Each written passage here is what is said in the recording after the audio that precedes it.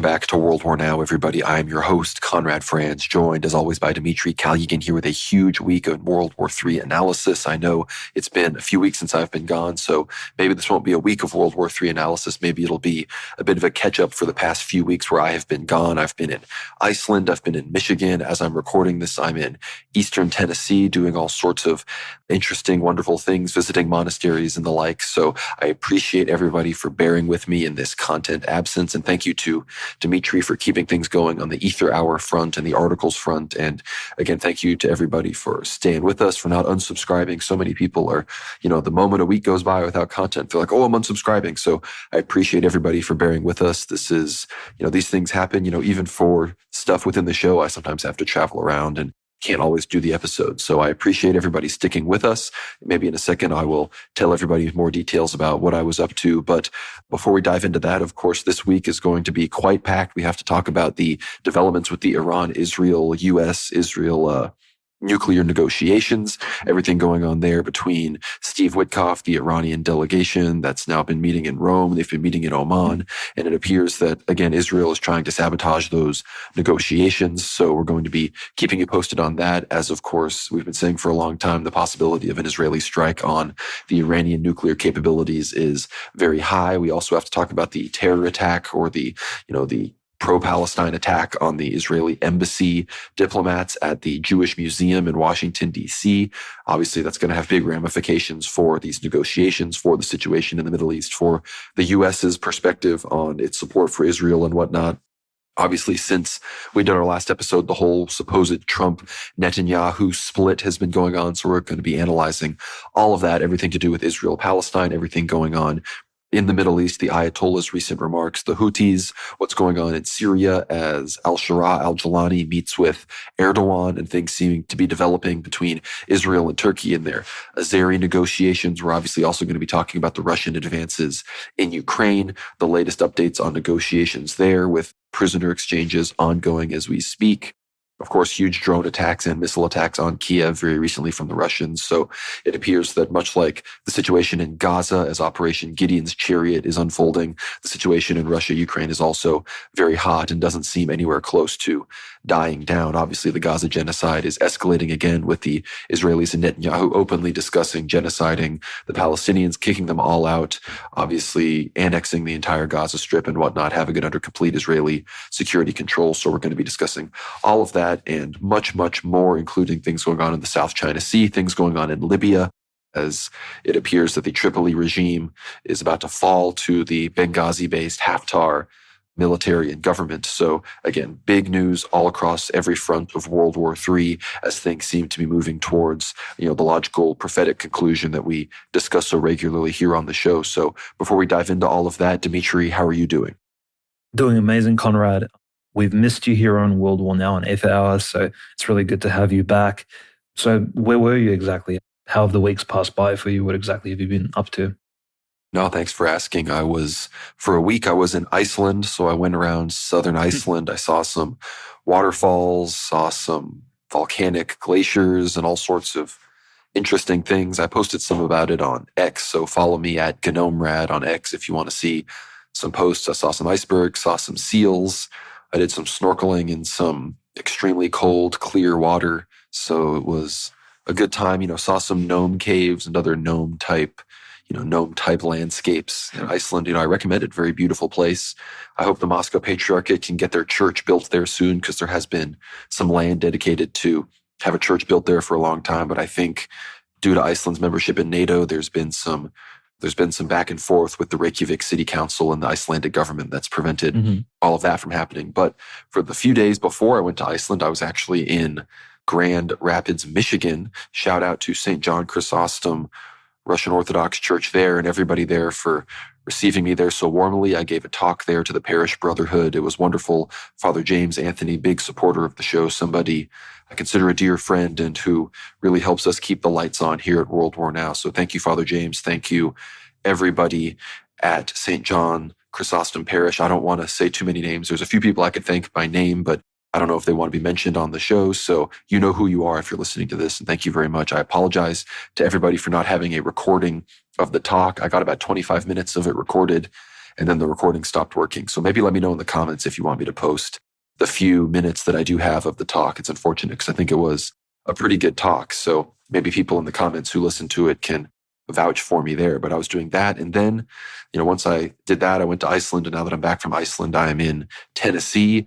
I've spent the past few days hanging out with Abbot Mark Kerr at Joyval Husaro Serbian Orthodox Monastery. And we're going to visit a few other monasteries in the area and doing some hiking and whatnot, visiting Eastern Tennessee, which I haven't spent too much time in my life. So the month of May has been very busy for your boy. I've been traveling around giving talks, visiting monasteries, visiting volcanic islands. So that's everything that's been going on with me. But it's good to be back. I'm going to be regularly doing the show again. I'm going to be doing the Tuesday stream. I don't know if I'll be doing the stream this Tuesday, World War Live, but the following Tuesday, I definitely will be back weekly doing streams. And that should be the schedule for the foreseeable future. Ether Hour, World War Now, World War Live, and hopefully some articles as well. So stay tuned for that.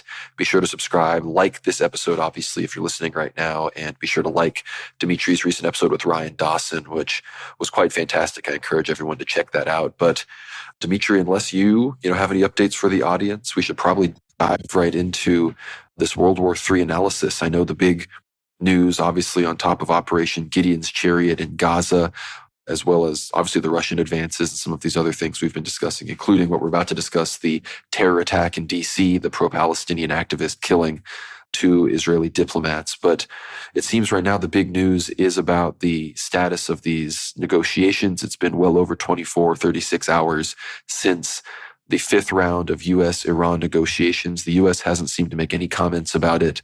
Iran seems to have said that it wasn't negative, but it doesn't seem that any huge progress was made.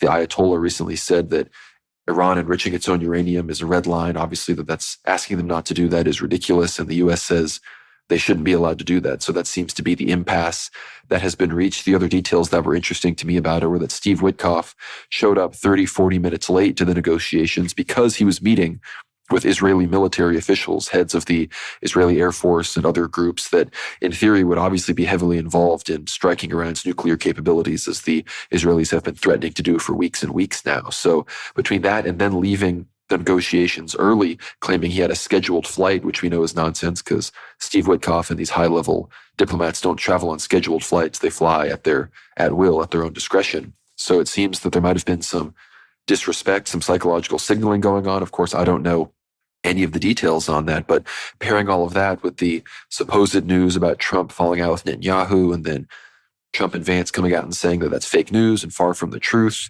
Again, we don't necessarily know all of the details, but I'd love to hear your thoughts on these negotiations, what you think this means for the future of the conflict in the Levant, as well as the conflict between the U.S. and Iran. As it seems, Israel, of course, is openly trying to thwart these negotiations. They've said that a positive deal between the U.S. and Iran is negative for Israel. So between trying to influence the U.S. to have ridiculous standards for Iran, such as this enrichment requirement, as well as, of course, threatening and I think being very willing to, in the next few days, strike Iran's nuclear capabilities to completely throw negotiations out of whack. It's clear that we are reaching an endgame here, and it's clear that it's very clear at the very least that a settlement is not going to be reached by Trump's deadline, which was 60 days, and we are almost 8 weeks, which would be nearly 60 days. We are pretty much about to pass that deadline, so it appears that deadline will be met without an agreement. So I'm wondering your thoughts on where we go from here.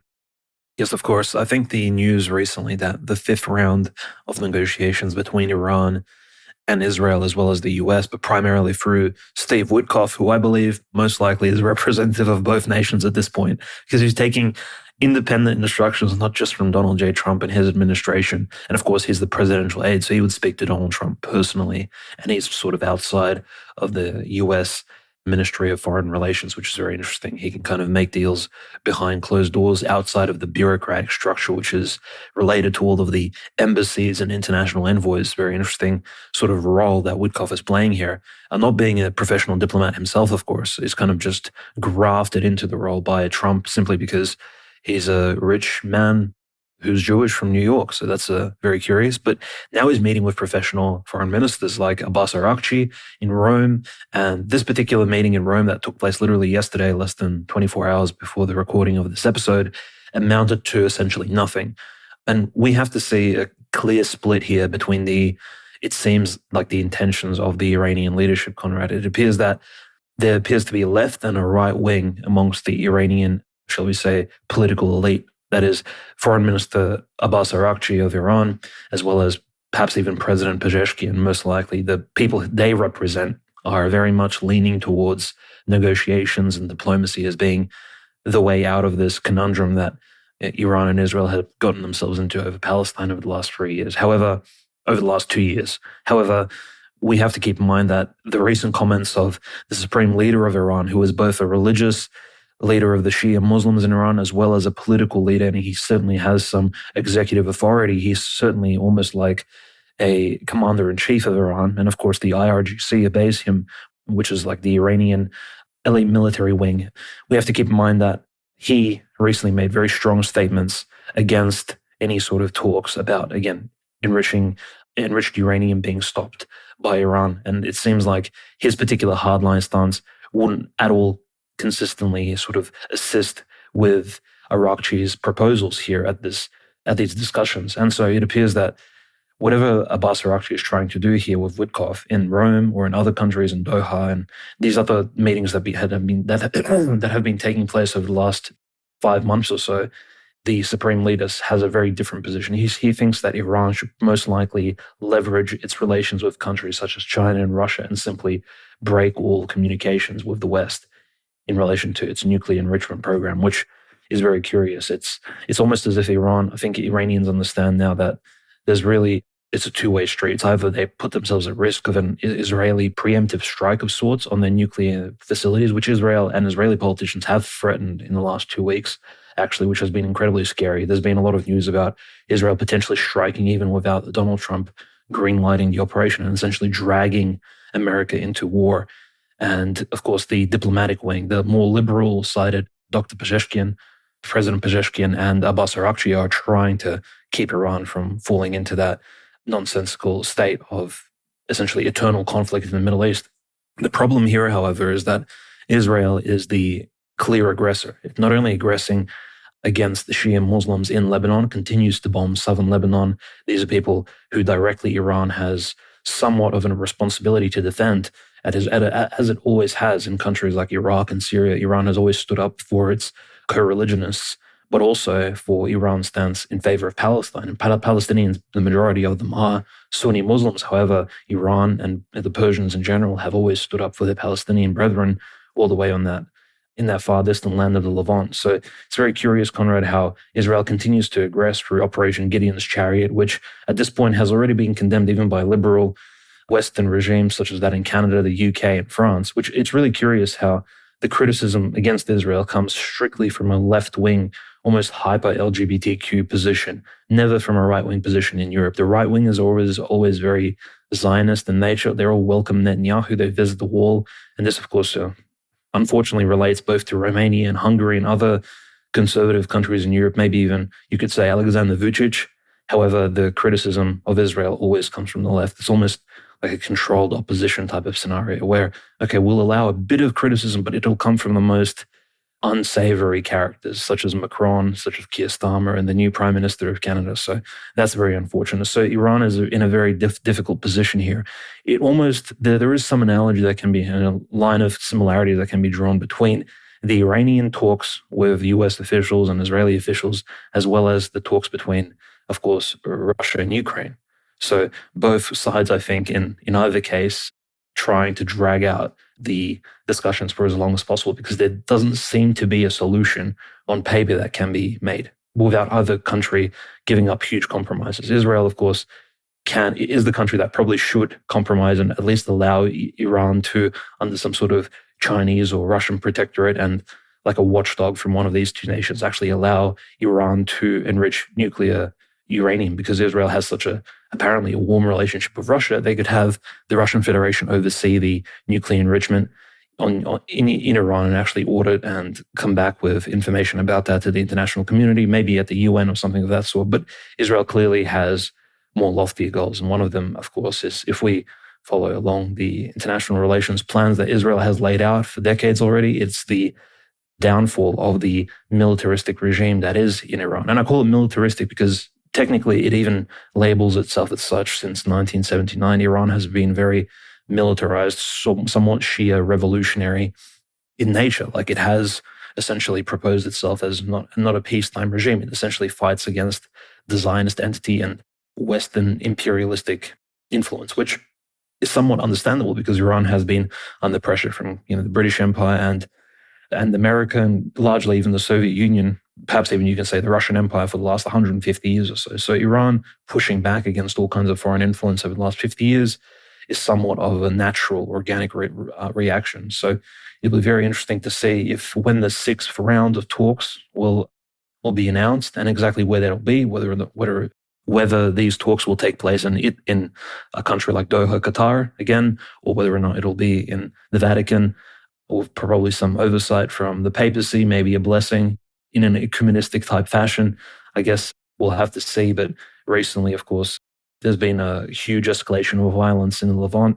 Hundreds of deaths of Palestinians. We're reaching up to 100 people killed a day in this Operation Gideon's Chariot. And of course, the beheading of Hamas, once again, if this is maybe the third time already, the death of Mohammed Sinwar, the younger brother of Yahya Sinwar, has been announced by the Israeli news.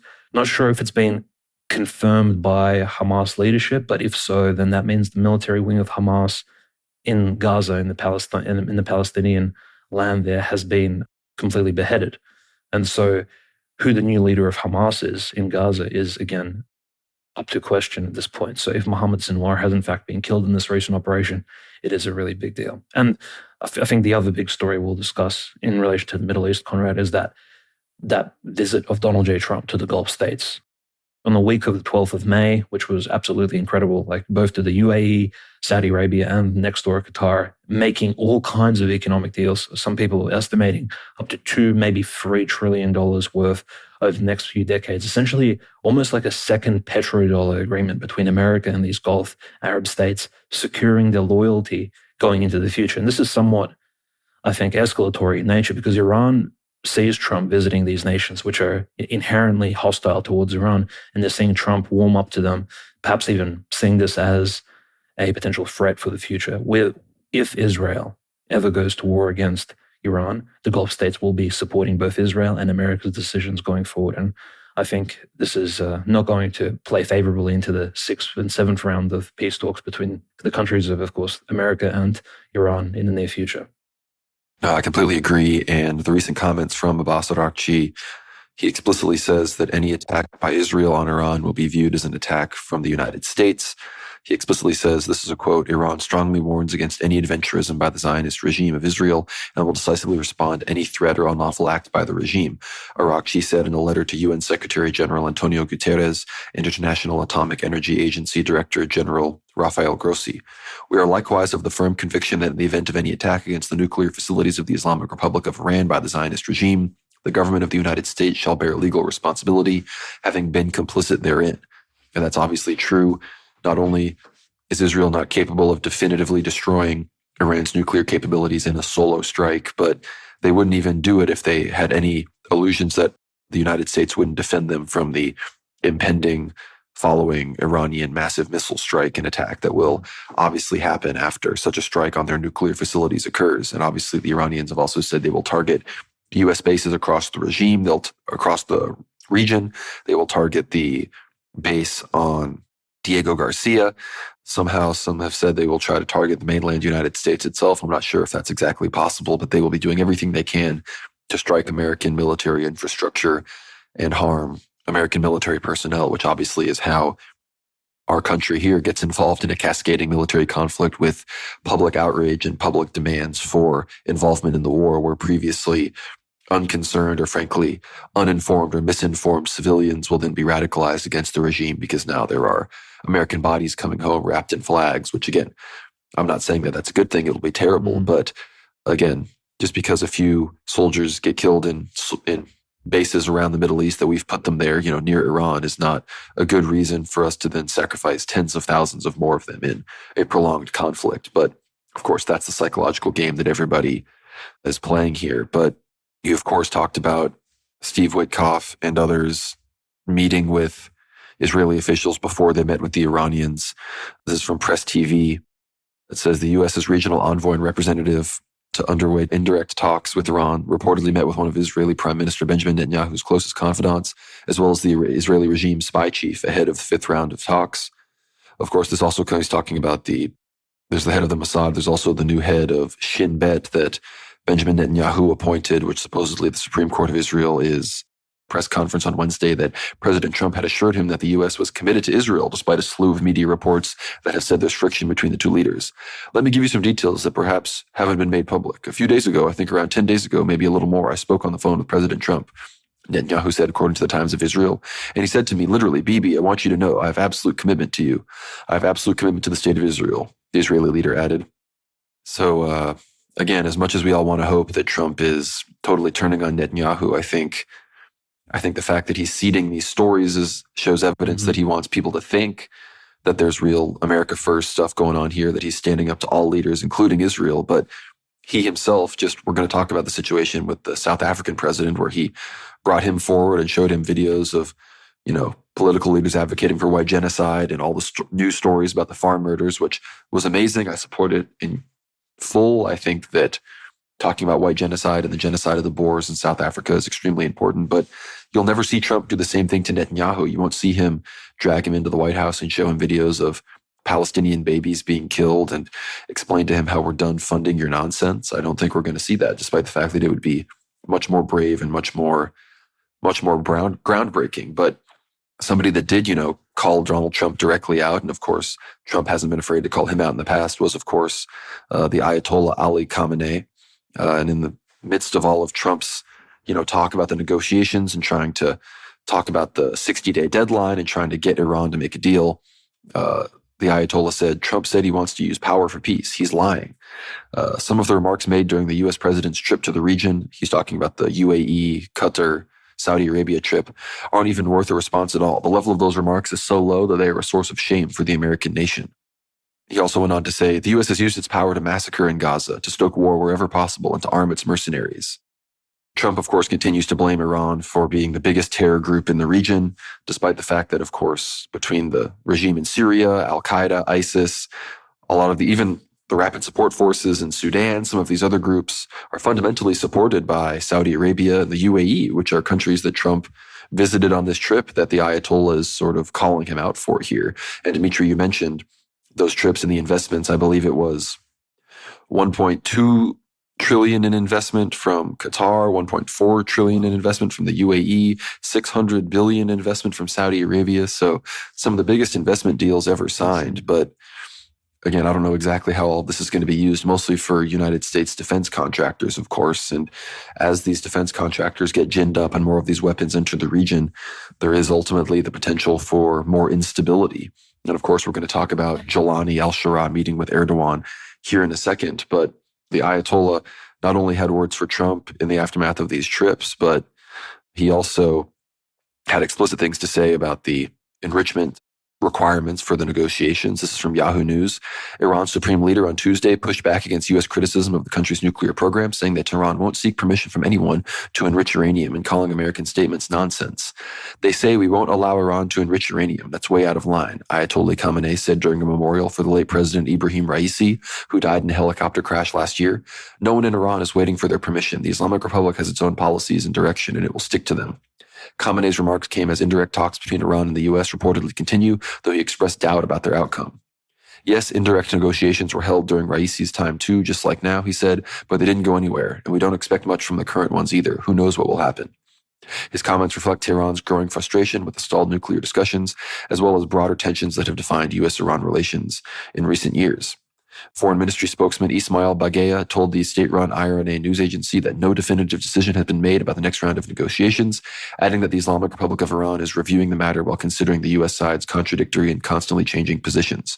So, again, this is the current situation. If Trump is willing to extend his deadline that he gave, perhaps maybe they can come to an agreement, but Trump usually doesn't like to have to save face like that. So between Trump wanting to seem like he sticks to his word and the Israeli pressure, again, I wouldn't be surprised if May or June is the month we see some kind of Israeli strike on Iran's nuclear capabilities. But I think we have to move on to discussing the rest of the region. So if you have any more details on the situation in Gaza, Dimitri, as well as, of course, the Israeli strikes on Lebanon, and, of course, the big news out of Syria, we definitely need to move on to that. Of course, moving further north, but just before we do, I just want to mention that, yes, the humanitarian crisis in Gaza, it's not just the killing and the bombing of civilians that's taking place right now, and of course the cracking down on Hamas that Israel is conducting. It's the first 7 or 8 food trucks have been actually allowed to enter Gaza for the first time in, I believe, a month and a half. So in fact, there is some food that's reaching Gaza, but what does 7 or 8 trucks worth of food even amount to in the grand scheme of things? There's over close to 1 million, probably 2 million Palestinians who are probably suffering from loss of nutrition at the moment in the Gaza Strip. So really, this is not enough aid to actually alleviate the issue. But moving further north, of course, the most embarrassing thing, Conrad, and I think I have to call it, this is the most embarrassing story for, I think, Americans or in generally for American international relations that has taken place in the last, I would say, a few years, probably. It's Trump's meeting with al-Jilani that took place in Riyadh, Saudi Arabia on the 14th of May. I believe it was a Wednesday. And with MBS was there, and Trump said that al-Jilani had a strong past and that sanctions would be lifted off of Syria, and further, relations would, of course, improve of Syria as long as Syria normalizes with Israel. So all those anti-Israeli rhetorical trips that certain people have been having over the last few weeks in relation to Trump, maybe he's disconnecting himself from Netanyahu. I personally believe that Trump's ego was hurt by Netanyahu when he supported Biden and when he acknowledged that Biden actually won the election all the way back in 2020, 2021. So I believe, of course, Netanyahu did betray Trump on a political level back then, and Trump never forgave him. But the personal relationship between Netanyahu and Trump doesn't actually, of course, destroy those strong friendship bonds between Israel and America. It goes far deeper than that. Of course, with Jared Kushner, the Abraham Accords, and Trump's general philo-Semitic tendencies, which we sort of discuss on the last Eighth Hour episode with Ryan Dawson, episode 79.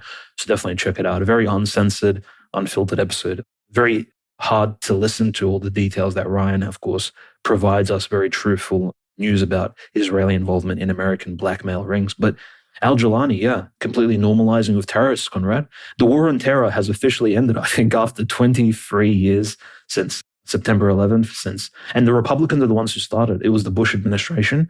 And remember all that rhetoric about al-Qaeda and taking down Iraq and, again, going into Afghanistan, wasting, was it between 5 and 8 trillion American dollars, destroying the American economy, essentially, inflating the American dollar, always, and of course, incurring a huge amount of loss, both in life as well as economically.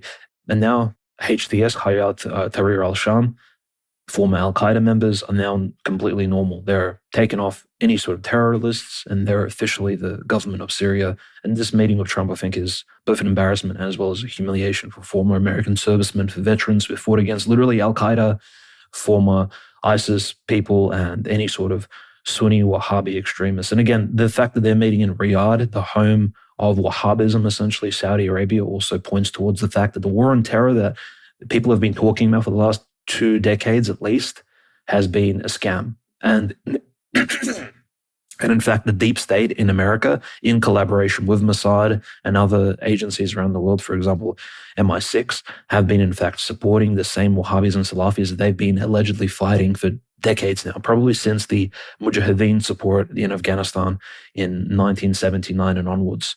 So this relationship between radical Sunni Muslims and Western espionage departments and state departments has been going on for a very long time. And this is just further evidence of that. Also, potentially, that HTS has been somewhat supported by Mossad and some of these agencies from the beginning to, again, push out the Assad government. So very interesting. And the other news in Syria, Conrad, that took place about a week ago now, very interesting skirmish took place in Latakia, actually, near the Russian airbase. There were some foreign Central Asian, it looks, and based on the photographs of the 2 foreign fighters killed in the skirmish, they do appear Central Asian. One of them apparently is an Uzbek, the other potentially a Tajik or an Uzbek as well, or a Kazakh of some sort. These radical Islamists, former supporters of al-Jilani, it seems, these foreign fighters that kept coming into Syria during December and November of last year, of course stationed in Aleppo. Again, they fought for this new emirate of Syria, and now they're somewhat unhinged, unleashed on the civilian population. They fired at the Russian Khmeimim base. Apparently 2 Russians were also killed or injured, but again, the Russian government hasn't confirmed this. And this is the first real clash that we've seen since, remember, the Khmeimim Air Base housed all of those civilians a few months ago, which was a really great humanitarian move that the Russians conducted, sort of allowing all of them in. And we said that there was a constant threat of essentially these terrorists attacking the Russian base, surrounding it, maybe turning it into some sort of Libya type scenario there, or something like Black Hawk Down. Quite a horror show could begin again in Syria on its western borders if, again, HTS would have, again, allow these foreign fighters to unleash their wrath upon the evil Russian crusaders who are still occupying Syrian bases. So yeah, that was quite a curious clash, but thankfully it ended very soon. So it does seem like Russia at the moment is content on actually remaining in Tartus. Like, maybe there's been no discussions of Russians still leaving. And in fact, the ships and exportation of military material has in fact stopped. In fact, Russia is, I think, content as to where it stands at the moment in Syria. And I think the normalization between the Russian government and this new HTS government of Syria that's now sort of transitioned into full force is, I think, going to remain. And I think the normalization moves further north as well, Conrad, as we see Russia very strongly, again, discussing things with Turkey in terms of the Ukraine piece. And at the same time, al-Jilani traveling to Ankara to meet with the Sultan himself, probably the future caliph of the Muslim world. I mean, maybe he hopes, though, Erdogan himself, meeting with perhaps his handler, and I would say most likely the main HTS supporters, in fact, not even Israelis, but at this point the Turks. And al-Jilani's meeting with Erdogan just in the last few hours is, I think, evidence further that the entire revolution that took place in Syria wasn't a revolution of the masses, wasn't an internal revolution, but in fact an externally supported a revolt, essentially a foreign takeover of the Syrian government and the Syrian people. So the Syrian Arabized people are in fact now occupied by the Northern Turks, which in fact has taken place in history during the Ottoman Empire, etc. So it's not that Syrians don't have to learn about how to live under Turks, because in fact they've lived under Turkish rule for hundreds of years in the past. And I'm not saying that's a good thing, that's just the reality of the matter. And I think Erdogan, most likely, who knows what his goals are. Maybe he's hedging his bets, again, Conrad. In fact, if Israel, for some reason, falls in a conflict with Iran or in some sort of nuclear exchange, maybe Erdogan will be the one who swoops in from the north and normalizes with the region. Maybe he annexes large parts of Lebanon, northern Palestine, Israel, and again, reintegrates that into a common sort of safe zone for Muslims and other minorities, and sort of positions himself as a long-term reigning sultan of the region. And again, pushes Turkey into that geopolitical, strategic dominance position that it wants to be in and has wanted to be in since, I think, the Ataturk revolution of the 1920s, and of course Turkey's failure in World War I. And I think that's most likely the long-term solution of huge Turkish hawks.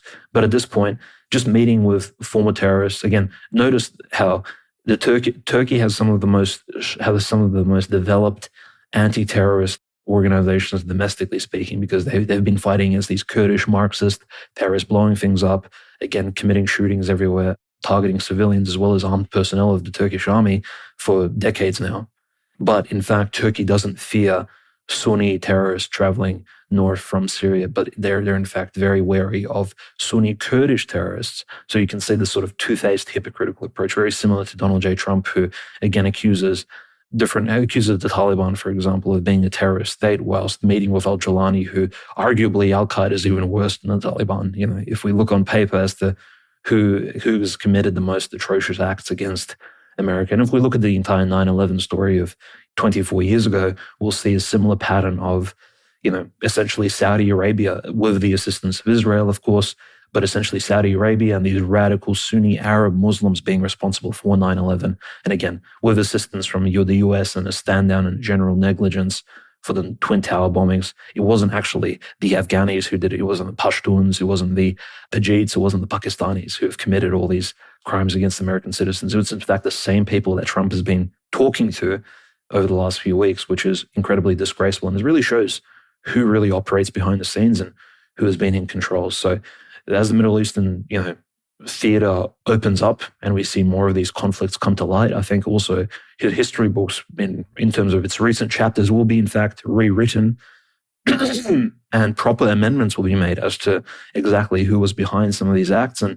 what was the general position. Like the war on terror essentially was a giant psyop. And we can say that clearly now because just like COVID, it will enter into the history books as one of these 21st century psychological operations against not just the American citizens, but also internationally speaking, because they fooled all of the European countries. They fooled countries such as Russia, where President Putin, of course, announced complete support for the US in its war against terror. And it goes further than that, of course, into Asia and other nations which are very wary of Islamic terrorist acts, like China, for example, with the Uyghurs.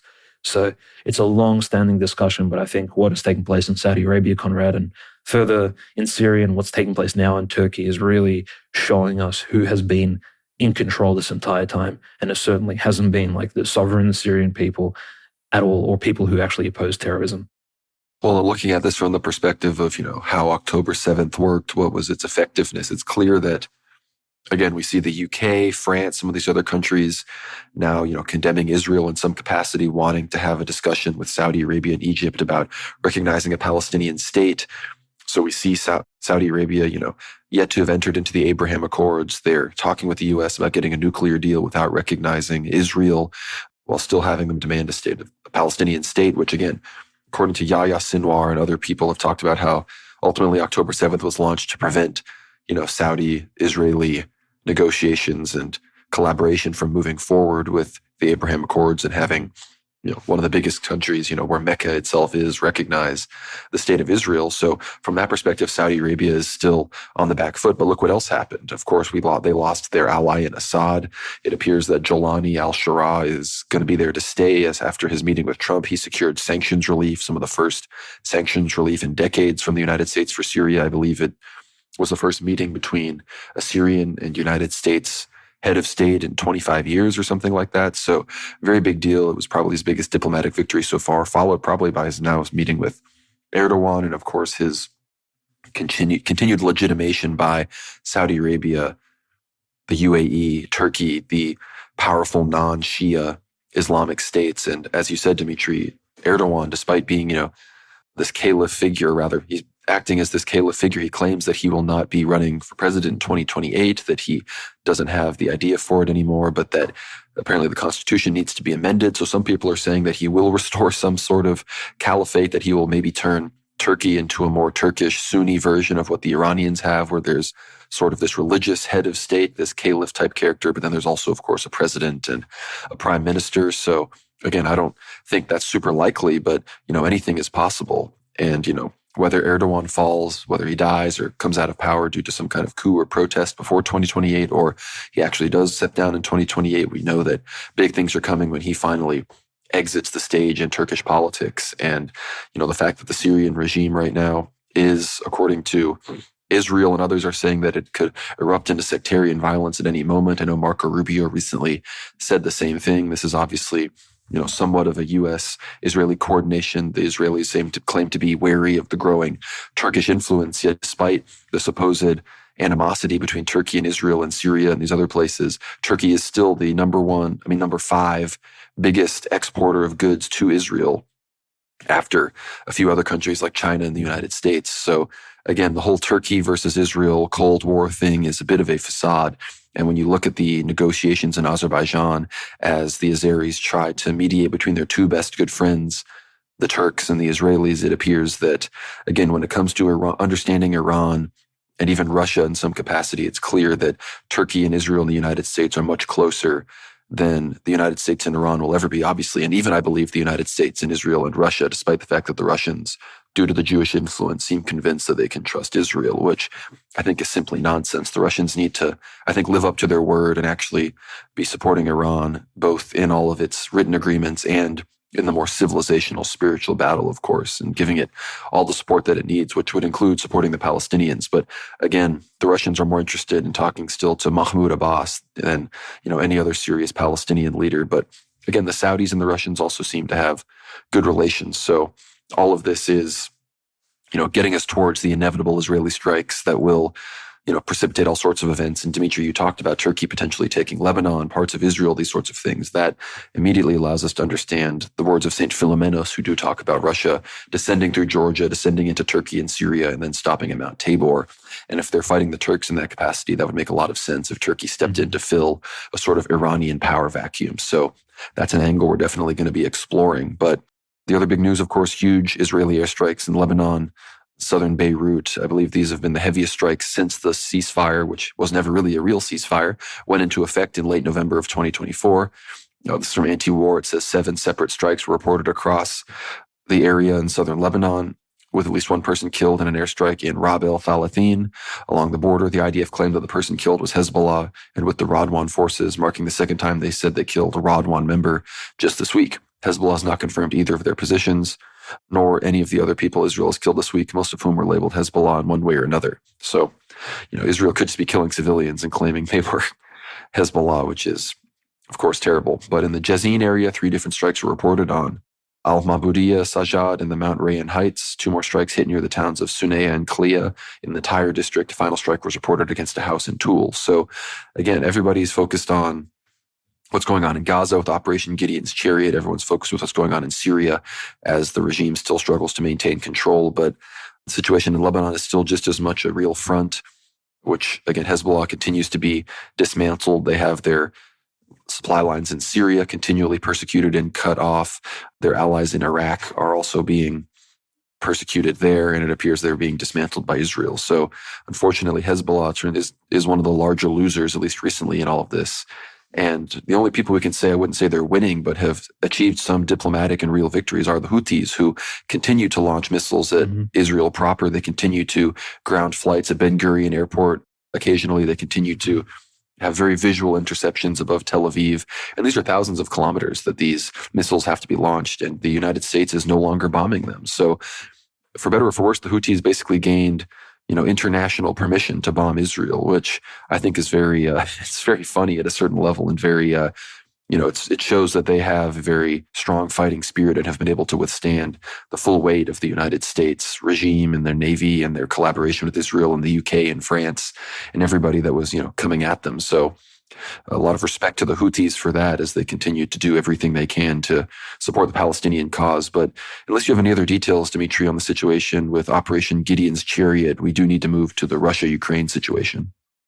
Yes, of course. And I think the biggest news story in the Russia-Ukraine front, because there has been some movement on the front lines, but I think nothing compares to the meeting that took place in Istanbul. This is officially the second round of official negotiations, which has taken place since 2022. So 3 years ago, when Vladimir Medinsky, the head of the Russian delegation, met up with the Ukrainian delegation at the time, I believe it was in Ankara, and they discussed the short-term peace treaty between Russia and Ukraine, of which we literally have no details today, except all we know is that Russia was willing to sit down at the table very early on into the conflict, for March, April of 2022, just after the beginning of the special military operation, which again has not been officially proclaimed a war. So these peace talks are essentially discussions of when the operation should end. I mean, on paper, and just speaking about how this looks in terms of its historical context, it does look a little bit funny that, there are peace talks to discuss the ending of an operation, of a special operation of some sort, of a peacekeeping operation from the Russians. But from the Ukrainian perspective, it's literally a patriotic war that's ongoing. And I'll just quote the foreign minister of Hakan Fidan of Turkey, who at the beginning of the negotiations, he was there. Marco Rubio was there at the center table, essentially between the parties of the Russians and the Ukrainians. And he stated, there are 2 paths. One leads us to peace. The other will bring even more destruction. The sides will decide for themselves which path they choose. The first meeting of the Russian and Ukrainian delegations in 3 years is a chance that should be valued. Every day of the conflict brings casualties. And then, of course, the discussions commenced. They took somewhere between half an hour and maybe an hour. So it wasn't a very long seating at the table. And a lot of very interesting comments were thrown around. And I think before I sort of discuss that, it's worth noting that the Ukrainian delegation was a lot more, shall we say, robust in terms of their membership. So the Ukrainian delegation is very clear who was actually there. The Minister of Defense was actually leading it, Rustem Umerov. This is the happy merchant-looking fellow, apparently a Crimean Tatar and a Muslim by religion. Right? He, of course, operated in Crimea for many years before his ascent into real Kievan politics later on, before the SMO commenced. And Umerov was leading the Ukrainian delegation, so literally the Minister of Defense. And the second man on the desk, who I think is worth noting, is Andrei Yermak, who we mentioned. This is the head of Zelensky's administration, essentially like the Secretary of State, the head of the presidential office, head of Zelensky's administration. Some people say that he's literally Zelensky's handler.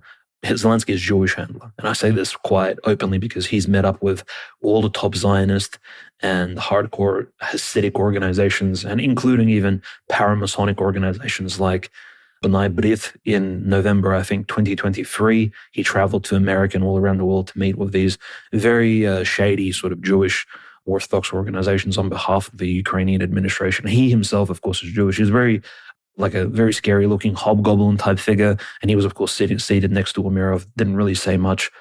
The Ukrainian delegation, again, despite the fact that they could understand Russian, they still spoke through a translator, which was quite funny, I think, in terms of their posturing, like as if that would bring any sort of difference into the negotiations themselves.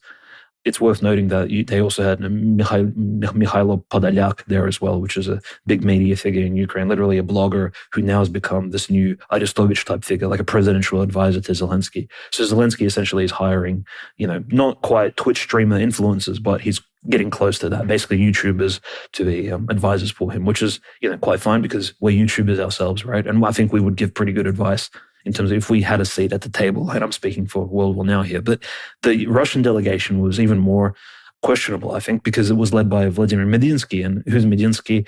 He's not a cabinet member of the Russian Federation. He's not a presidential aide. He's simply a presidential assistant, which is like an advisory role. Apparently, Medinsky gives President Putin briefs on Russian history. That's literally what he does. And he, of course, is a YouTube historian, a former minister of culture in the Russian Federation between 2012 and 2020.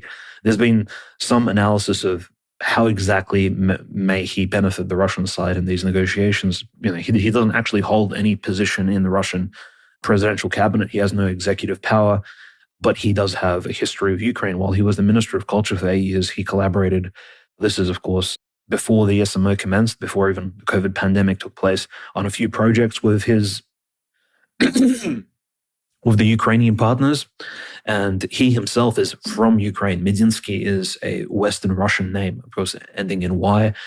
And it's very curious because it seems like, Conrad, the Russians are electing people with Ukrainian roots, Malorussian roots, so to speak, like Kirill Dmitriev, who's traveling to Washington, D.C.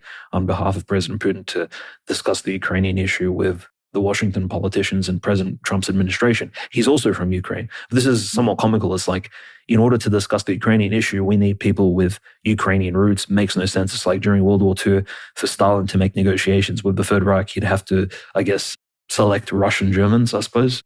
Very sort of strange logic there. But in any case, there were also some deputy ministers of defense who were there as well. I believe there was one or two. There was a deputy head of the GRU, military intelligence. So these are very high up positions that were on the Russian side, but still not to the level of the Ukrainians. It seems like the Ukrainians actually sent proper decision makers to the table, whilst the Russians withheld, any sort of people who could actually sign a proper, even 30, 40-day peace negotiation with Ukraine. And I think the conclusion of those talks on the 16th of May pointed towards the fact that this was a very nominal meeting, generally speaking. Like the three things they agreed to was that Russia and Ukraine would exchange prisoners, 1,000 for 1,000. These are military POWs mainly. I don't believe it's a combination of civilians and military personnel. I think it's actually soldiers. So these are prisoners held by either country respectively. They also agreed to the fact that Ukraine will work alongside Russia to actually facilitate maybe a closer meeting between the heads of state.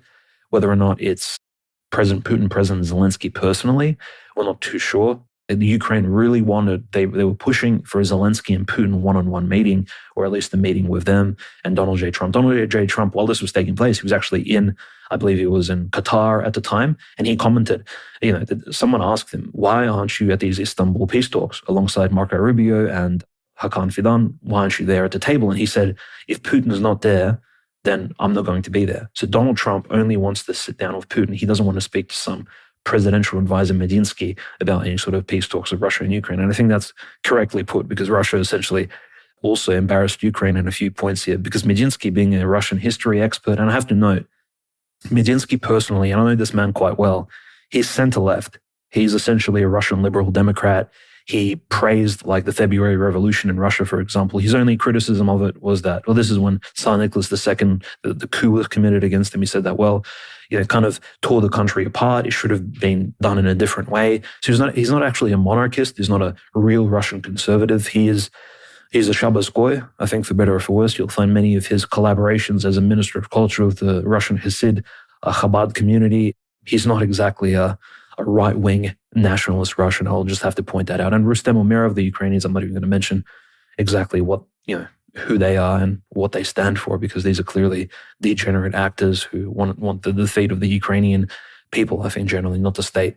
The third thing, of course, they agreed to was that both sides need to submit detailed proposals, like briefs, for a ceasefire. And they said that we will sort of separate now, go to our respective countries and draft these proposals. And I'm like, hold on. So you guys were preparing for these peace talks for months at this point to meet up in Istanbul, and you had no paperwork to share amongst yourselves? So it does seem like at least the Russian side is stalling at this point. And I'm not blaming them for it. Russia's making big advancements on the front lines, which I'll discuss in a moment. However, the fact that either side didn't have any documents to exchange is very curious.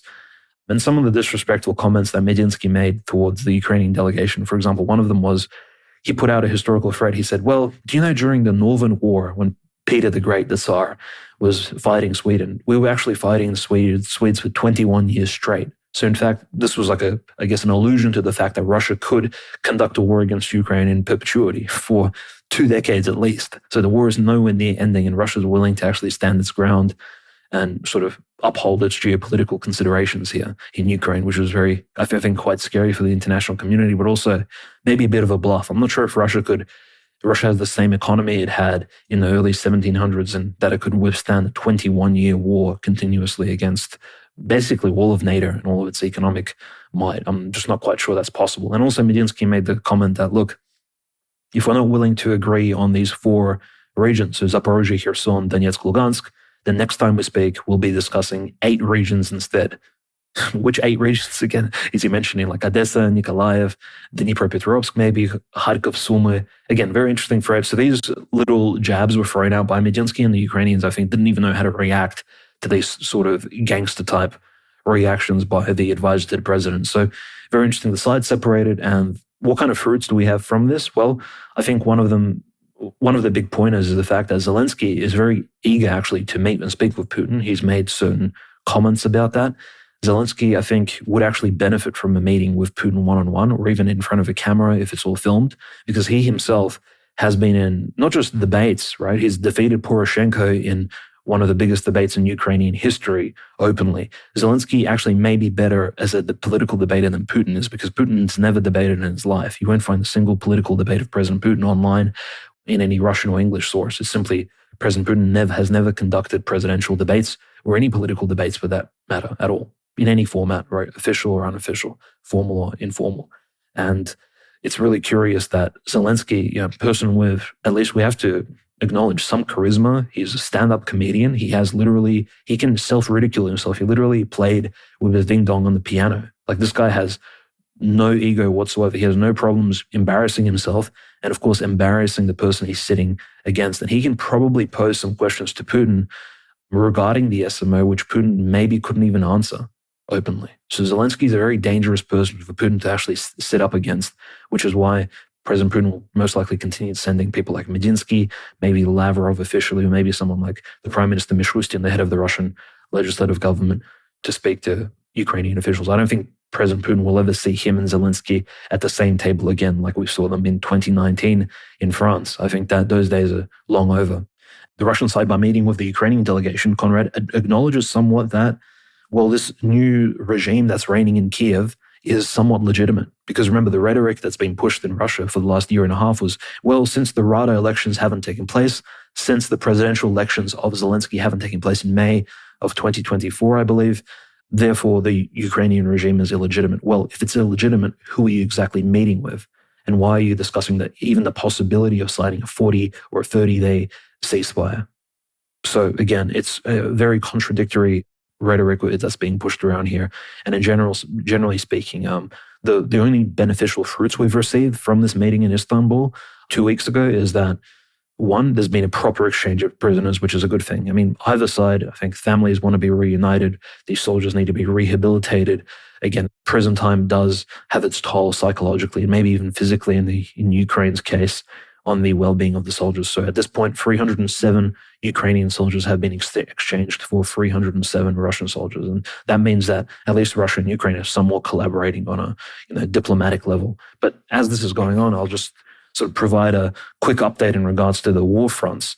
So Russia is very much adamant on its position that Sumskaya Oblast, at least the portion of it, needs to be turned into a buffer zone. Again, what exactly is a buffer zone? Does it, a buffer zone of several tens of kilometers doesn't exactly save the Russian territory from HIMARS or long-range drone strikes, which Ukraine has been escalating over the last few weeks. However, a buffer zone of maybe 30, 40 kilometers could in fact prevent a sort of Ukrainian mercenary strike against those Russian villages as they've been conducting in Belgorod, Bryansk, and even the Kursk Oblast. So in fact, Russia does have some arguments as to why Sumskaya Oblast needs to be, well, for lack of a better term, invaded. So Russia at the moment is really pushing that agenda that, look, they've taken the village of Lokna, which is one of the biggest villages they've taken in Sumy this week, and they said they're going to hold it. This is part of the buffer zone that's being created against Ukraine, against Ukrainian terrorists who, these particular marauding groups that are crossing the border into the Russian Federation are being called terrorists officially by the Russian state, which I think I agree with, because generally they're not used against military outposts. They're used against the civilian population of the Russian Federation, villages in particular. And there's been some news from Western sources. Again, we have to take this with a grain of salt that at least 50,000 Russian troops have been amassing in the Russian oblasts surrounding Kharkov, so near Volchansk. Perhaps Russia is preparing another move against Kharkovskaya Oblast, in particular against the city of Kharkov. And Volchansk at the moment is 50% taken by Russia. So, Russians have been fighting Ukrainians there for close to 2 years now. And there's more progress on the Russian side just to the east of Kharkov as well, in the Donetsk Oblast. For example, the city of Slavyansk, the Russians are closing in. And once they take Slavyansk, the next city will be Izyum. We remember Izyum was one of those cities that Russia took very early on into the SMO. And the reason why Slavyansk and Izyum are important in relation to Kharkov, and Kharkov, by the way, is the second largest city in Ukraine, is that there's a direct highway, essentially a freeway that leads from Slavyansk to Izyum and sort of northwestwards towards Kharkov, and the Russians could essentially more easily encircle Kharkov if they approach that major city from two sides. And that's, I think, what the plan is in the medium to long term. And by medium term, I mean a lot of analysts, Conrad, have been saying that this summer, the summer of 2025, so we're looking June, July, August, maybe even all the way into the winter, so September, October, November, December, we'll be looking at a huge Russian offensive, which is what Russians are preparing for, without a new mobilization. So just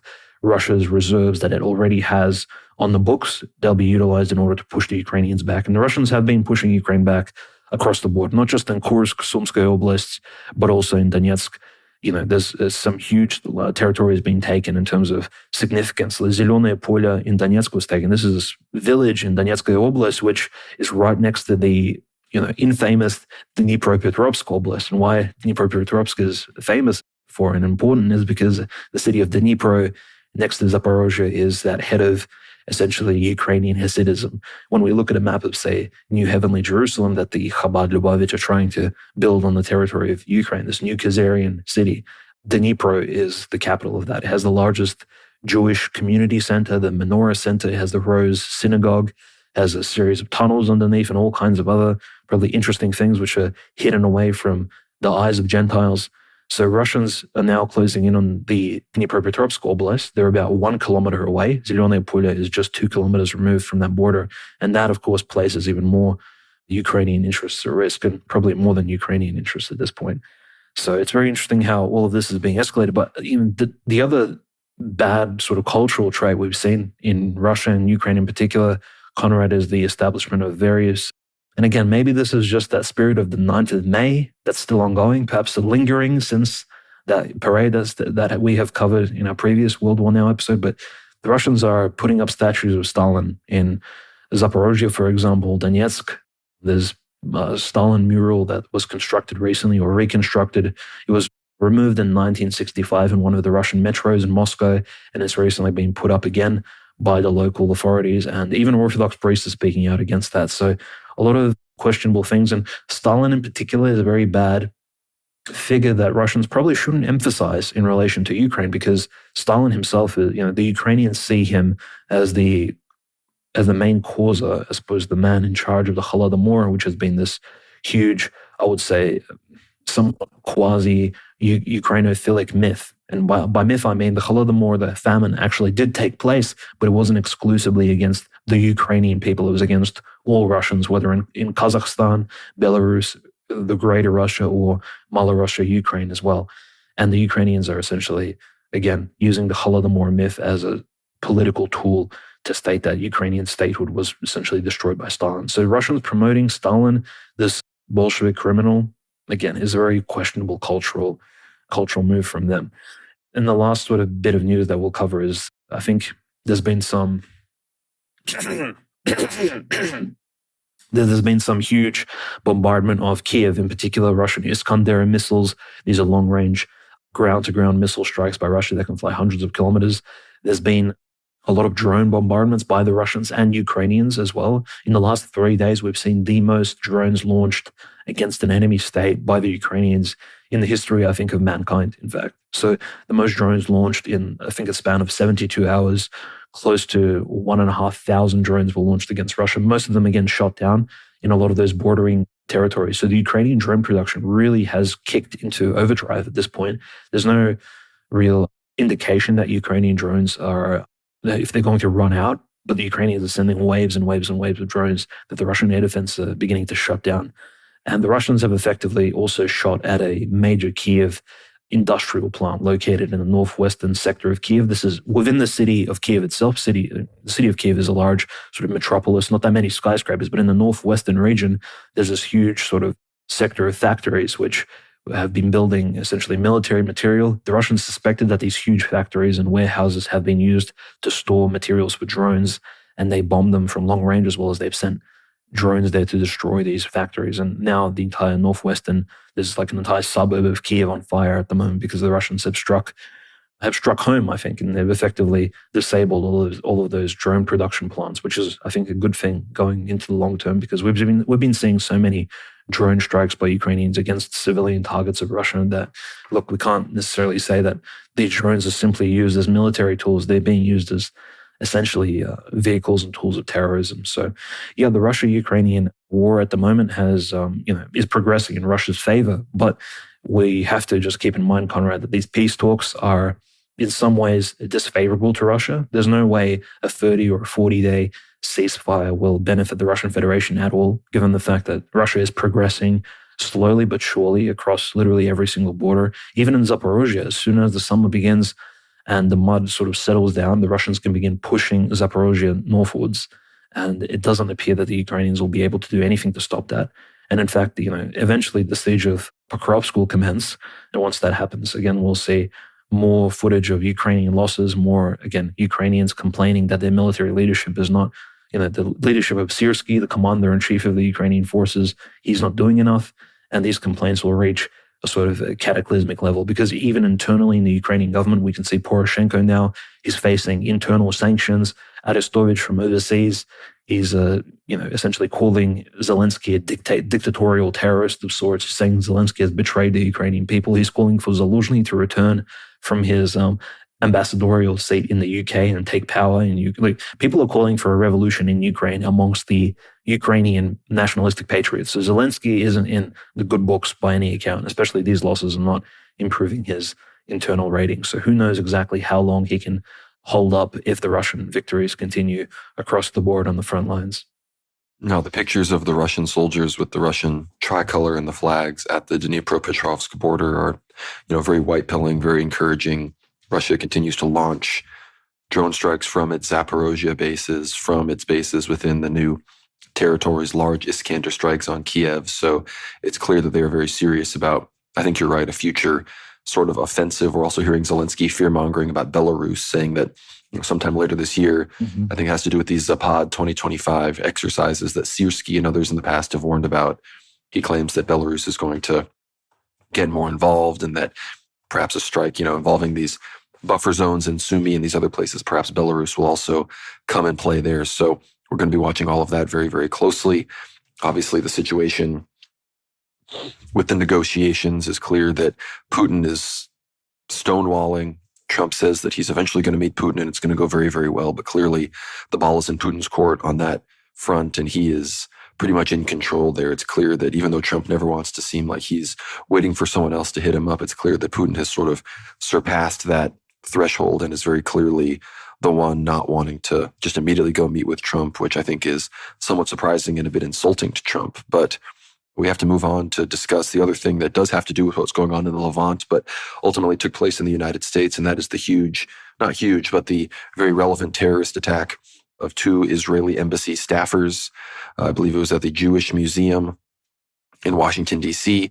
And basically what happened was a pro-Palestine left-wing activist, Elias Rodriguez, so obviously a Hispanic, he walked over to this museum, he shot 2 of these Israeli embassy workers. There's been rumor that they're Christians, or one of them was a Christian. I haven't seen any actual confirmation of that, but they claim that that's what happened. These 2 people were, I guess, engaged. They were going to be married. So a real tragedy. Obviously, we can't endorse any of this kind of violence. Obviously, this person has really nothing politically aligned with what we talk about on this show or anything that we believe in, but he did have a 900-page manifesto. It's a bit more lucid than a lot of other manifestos. I believe he's still alive. It's not like he got shot. He just shot 2 people and was detained by the on-site security. But he basically talks about how at this point his violence is justified, people sitting idly by and watching the genocide take place, and saying that this level of direct action and violence is clearly necessary, and that he perpetrated it because at this point he realizes that even though many will disagree and condemn him, he knows that there are enough people out there that will agree with his action that it won't just be worth it, but it will, he claims, hopefully inspire others to do similar things. So that's obviously kind of the MO in a lot of these mass killings. But of course, Israel, this just feeds right into Israel and the Zionists' hands. I mean, they probably couldn't be happier. They are extremely excited about something like this. They don't actually care about Jewish people dying. We know from October 7th, they fired on their own people with helicopters. Their tanks fired into Israeli homes. They fired on Hamas soldiers carrying hostages, openly killing the hostages. So we know they don't actually care about the lives of people. It's about facilitating Greater Israel, facilitating Tikkun Olam, facilitating alchemical transmutations of the world mind through propaganda and trauma-based mind control. This is sort of the MO, the playbook.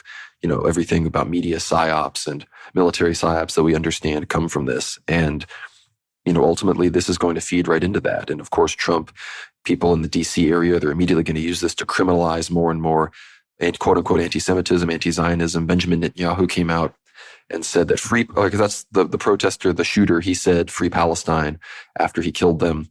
So Benjamin Netanyahu comes out and says that free Palestine is just today's version of Heil Hitler, which I'll be honest made me laugh because I believe that today's version of Heil Hitler is Heil Hitler. I don't know if Benjamin Netanyahu didn't hear the Kanye West hit song Heil Hitler, but it's clear that that is still in its own right relevant. So I don't know what he's talking about there, but I think the fact that, he immediately pounced on this, made a professional video, all sorts of the Israeli ambassador to the United States, everybody came out and condemned this. And of course, this coincides with Donald Trump banning foreign students from Harvard altogether, which is massive. I think up to 20 to 25% of the Harvard student body are foreign students. And for those that don't know, foreign students usually pay full tuition.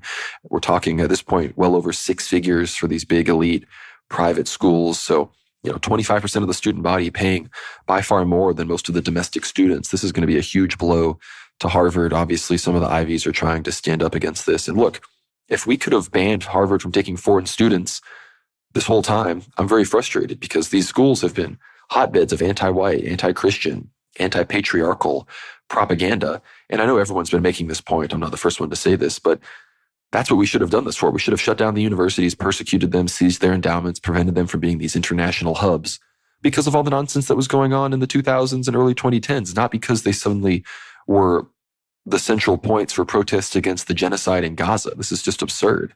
But this level of overreach from the Trump administration it's clear that any state, any power group, anyone with a monopoly on violence, they can do pretty much anything they want.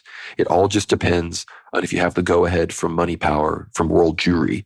Because if the U.S. was a sovereign nation, we could have done all sorts of these things. We could have deported left-wing protesters, shut down the universities, shut the border, all these sorts of things. But the only reason we're allowed to do these things is because basically world Jewry thought, now we need to run the right-wing psyop. The left-wing golem got too big. We have these anti-Zionist Palestinian protests. Now we need to pivot to the right, boost white nationalism, boost nativism, so we can get back to the center where, Israel and Jews ultimately control everything. So that's what's going on here. Obviously, I think the negotiations with the US and Iran were already pretty much doomed to fail, and this attack from a Palestinian activist is only going to make sure that is the result that we get. But many people are saying this is a false flag. Maybe it was, but it doesn't necessarily have to be easily. A lot of people have been radicalized by the Gaza situation, by the genocide. So the fact that this person wasn't Palestinian themselves proves that this likely was just a legitimately aggrieved left-wing political activist that unfortunately did an action that falls directly and serves the interests of Greater Israel and the Zionists themselves. So obviously this type of stuff is garbage. Don't go and shoot people for your political ends. That's terrible. We disavow all violence, not just because it's politically harmful, but also just because it's wrong. Obviously, you can't kill people.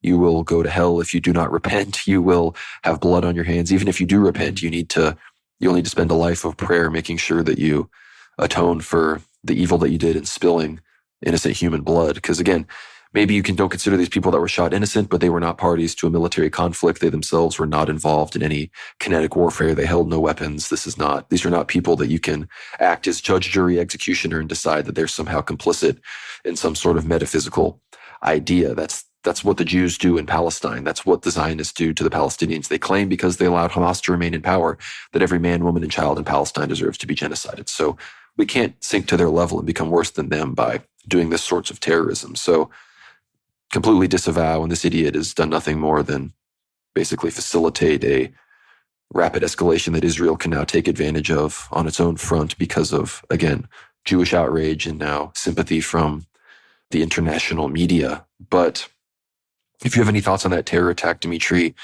I'd love to hear it. There's, of course, also some other topics we need to discuss with India, Pakistan, as that conflict has died down, as well as some things going on in Africa with Libya.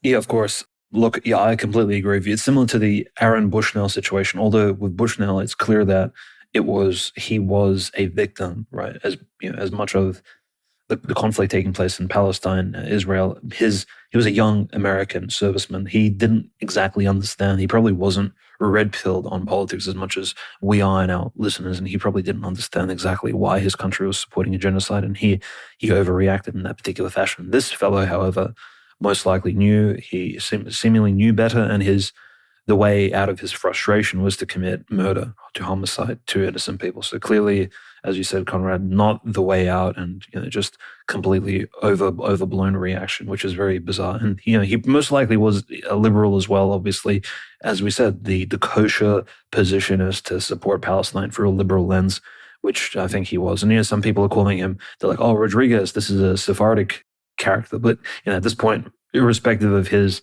ethnic origins or background, what he has done here was, again, entirely incorrect, and he hasn't benefited Palestine at all with this action. So I have seen some Palestinians praising him online, but this is, again, most likely paid actors or some sort of chaos agents.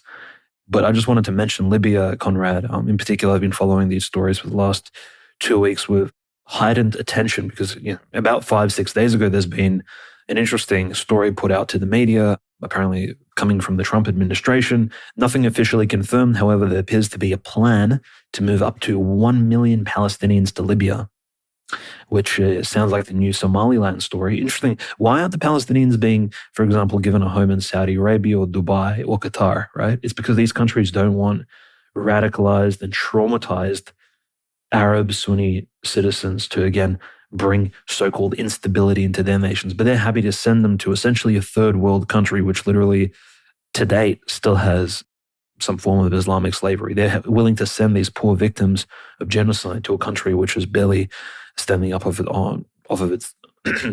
is barely getting up off the ground at this point over the last few years, with the help of Field Marshal Haftar in the east and the official sort of liberal Libyan government in the west. And speaking of that government, again, we are seeing a huge wave of protests. Just the last 2 weeks or so, at least 10 days, there's been huge protests, and not essentially against Haftar himself, but in Tripoli, in the official sort of Western-backed And again, even we can say officially Turkey-backed government in Tripoli, the official Libyan government, this is where these are liberally elected Libyan leaders are being protested against in the Martyrs Square in Tripoli. There's tens of thousands of protesters. There's police officers shot at the moment. People are very upset. There's footage of air defense going off as well for some reason. Maybe some sort of military officials have just decided to shoot air defense into the air. There's no foreign invasion of Libya taking place at the moment. There's a lot of unrest on the streets. We are potentially looking at a second wave of maybe like Arab Spring type of revolts in this northern country. And perhaps this is even orchestrated from the outside in order to bring in a new government willing to take on some of these Palestinian refugees and asylum seekers. It's very mysterious as to who exactly is behind all of this, but it does seem like Haftar's eastern sort of militaristic regime is somewhat unaffected, which is curious. There has been, again, really bad news. Like for people to just take this into account, the southern border of Libya, essentially this Sahara Desert, is so dangerous. There's been, I think, 34 Sudanese asylum seekers, right? Because there's a conflict, obviously, a civil war in Sudan, which we're covering. There are people trying to cross into Libya, and then again, through Libya, trying to get to Europe. But in crossing the Sahara Desert, they're ill-prepared for literally the desert sort of awaiting them and the trials, and they're just dying. And the Libyan officials are finding tens of Sudanese and other sub-Saharan Africans dead in the desert, men, women, children. It's quite horrible that these people are given this delusional vision of a better future in the West, which in fact, they're bringing their troubles with them and in fact seeking asylum not in the nearest, safest country, but in fact in the white nations, which again, most likely is these are being forced into their minds by Western media sources and by the usual yarmulke-wearing actors. So a lot of action taking place in Libya. I think we'll be covering the Tripoli protests for weeks ongoing, and we'll see exactly where they go because, again, Istanbul had protests which have somewhat died down to this point. We've had protests in multiple countries, like Georgia, for example, which amounted to nothing. So I'm not going to predict ahead of time, Conrad, that this will lead to a second Libyan revolution, perhaps, but we do have to keep in mind that Libya is the Eye of Sauron, of the West, of the Talmudic globalist regime, is looking at Libya as a potential safe haven for these Palestinians so they can actually ethnically cleanse now Gaza Strip and move them to a place quite far away. And Libya, the benefit of sending the Palestinians to Libya from like a globalist Israeli perspective is that, well, it's somewhat close and you can send them by ground via trucks as well as by sea because it's clear the ports are very close. It's not as complicated as sending them to Somaliland through, I suppose it would be through the Red Sea. So again, it's very convenient. Libya is quite a large country. You can set up refugee camps in the desert quite easily. It's just the question would be exactly how will these hundreds of thousands of Palestinians assimilate to a peaceful life? And yeah, this is generally speaking one of these other ethnically cleansing genocidal plans that the American establishment has proposed, of course, according to the behest of their Israeli handlers, which is very sad that this is even being brought up, frankly. But yeah, further escalations in Sudan, again, speak for, the fact that there'll be many more asylum seekers seeking safety in European countries and the migration problem will continue to escalate. I mean, the immigration problem all over Europe, it's a really big hot topic at the moment. In Russia, it's still people continue to complain about Central Asian crimes. There's all kinds of illegal brothels being uncovered. There's been actually a transgender Tajik brothel that was raided in the last few weeks in Moscow. I know that sounds somewhat comical, almost like a Tarantino film, but yeah, Milov, the deputy of the Russian parliament, actually, he attended with Russian police to raid this illegal Tajik brothel, thinking that he would find all these like Tajik pimps. Instead, he found a bunch of Tajik transgender, half male, half female, prostitutes, which was very scary. I think he was shocked. He probably wishes, as a deputy of the Russian Duma, he never raided these particular places. But this is what these asylum seekers bring with them, these weird cultural traditions, not just their PTSD and their trauma, but unfortunately they bring with them different cultural, shall we say, appeasements and all kinds of other things. So it's, yeah. And unfortunately, we see, and unfortunately, Conrad, the same story follows. It's not just that the asylum seekers are men and women and young children. It's typically men without families, young men in their 20s, in their 30s, who are willing to commit any sort of crime in order to get ahead in the new countries to which they relocate.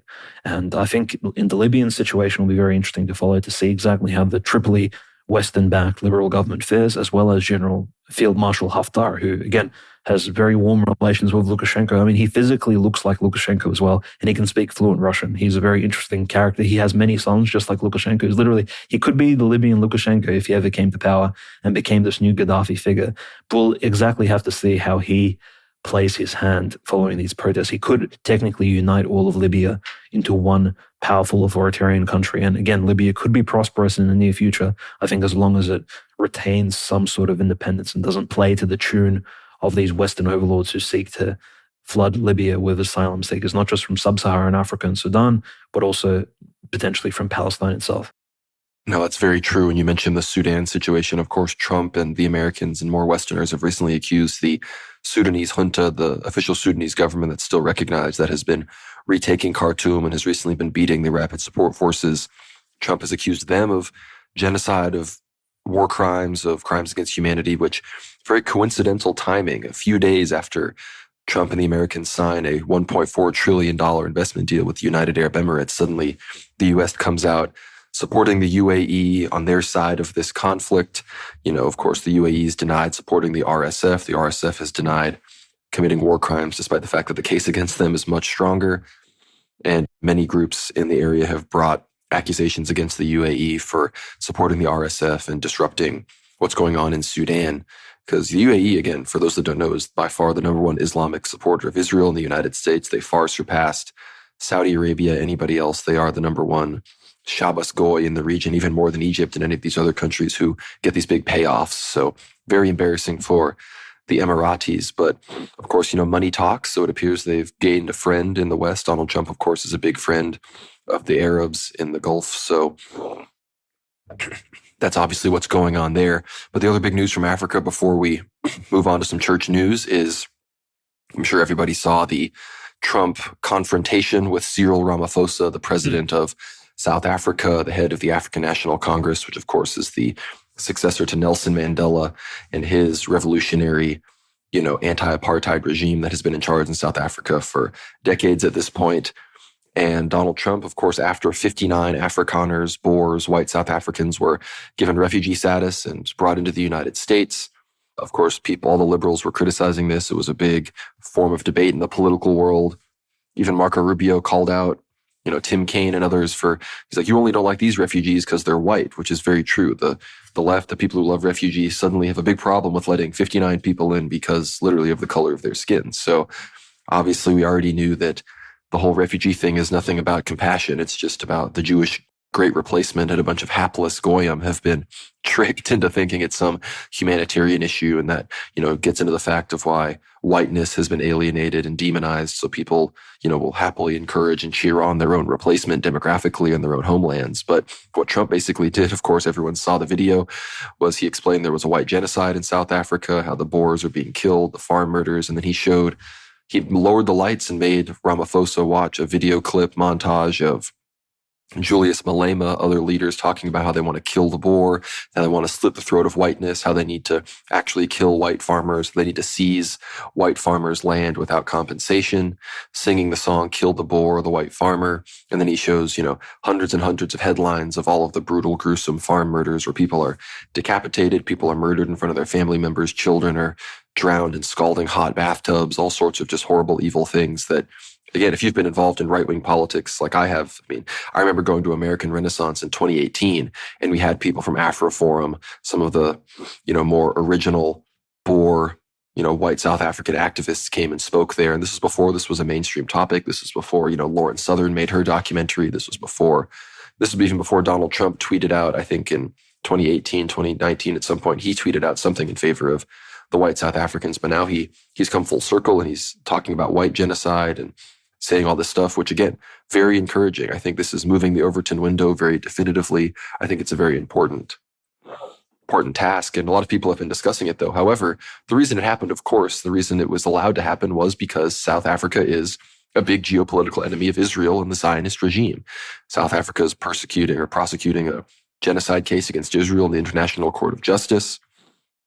There are a lot of Jews in South Africa that have lived there in the past. And ironically, the biggest non-African supporters of the ANC, Nelson Mandela anti-apartheid, were Jewish communist South Africans. However, at the same time, some of the only allies of the apartheid regime in its latter days were the Zionist Israeli regime, who, of course, are also sort of executing their own form of an apartheid state in Palestine, in the West Bank and Gaza, and in Israel itself. So this is obviously a very contentious issue when it comes to Jewish involvement. Of course, we believe it's actually the South African apartheid regime that helped Israel conduct secret nuclear tests down in the southern Indian and Pacific Oceans. So it goes very deep. However, it's a perfect example of a Jewish dialectic playing out where the Israeli regime, who of course operates and benefits from a right-wing Zionist nationalist paradigm, they would be willing to side with the nationalist apartheid regime, whereas the diaspora Jews who are hell-bent on, their goal is tikkun olam, to fulfill this sort of cosmopolitan dream that keeps the Jewish diaspora protected from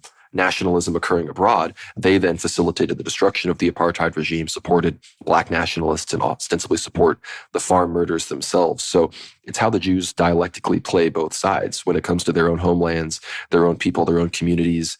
They're religious zealots, they're ethno-nationalists, they are, chauvinists, they are they take no compromise. But when it comes to overseas, they make sure that any other group, religious, ethnic, or otherwise, completely embodies the opposite of that. They are completely open, or if anything, groups that are able to civilizationally succeed, like Europeans and even some Arabs and Persians, they have to be, subjected and always kept down by liberalism and multiculturalism so that their ethnos, then those ethnoses can't, rise up and become a threat to world Jewish interests. So that's the situation with South Africa. As much as I was happy to see it, we have to recognize why it was allowed to happen and why Trump is willing to talk about white people and white genocide in South Africa, but refuses to talk about Austin Metcalf or refuses to actually talk about the Great Replacement and white genocide by name when it comes to the immigration issue. So that's sort of my perspective on that. I'd love to hear any thoughts you have on that situation, Dimitri, or any other geopolitical news before we move on to church news.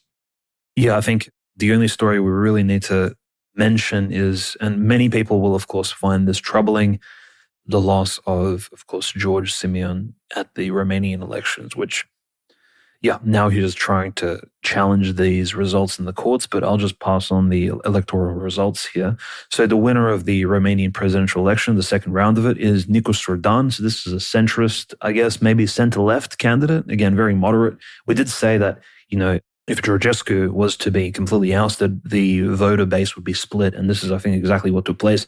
George Simeon, who Călin Georgescu endorsed, only received 46.4% of the vote. So again, it's quite close. And I think there could be some election meddling taking place. And George Simeon, who we did mention, he does have some pretty strange Zionist proclamations in the past. There are photographs of him holding a menorah, for example.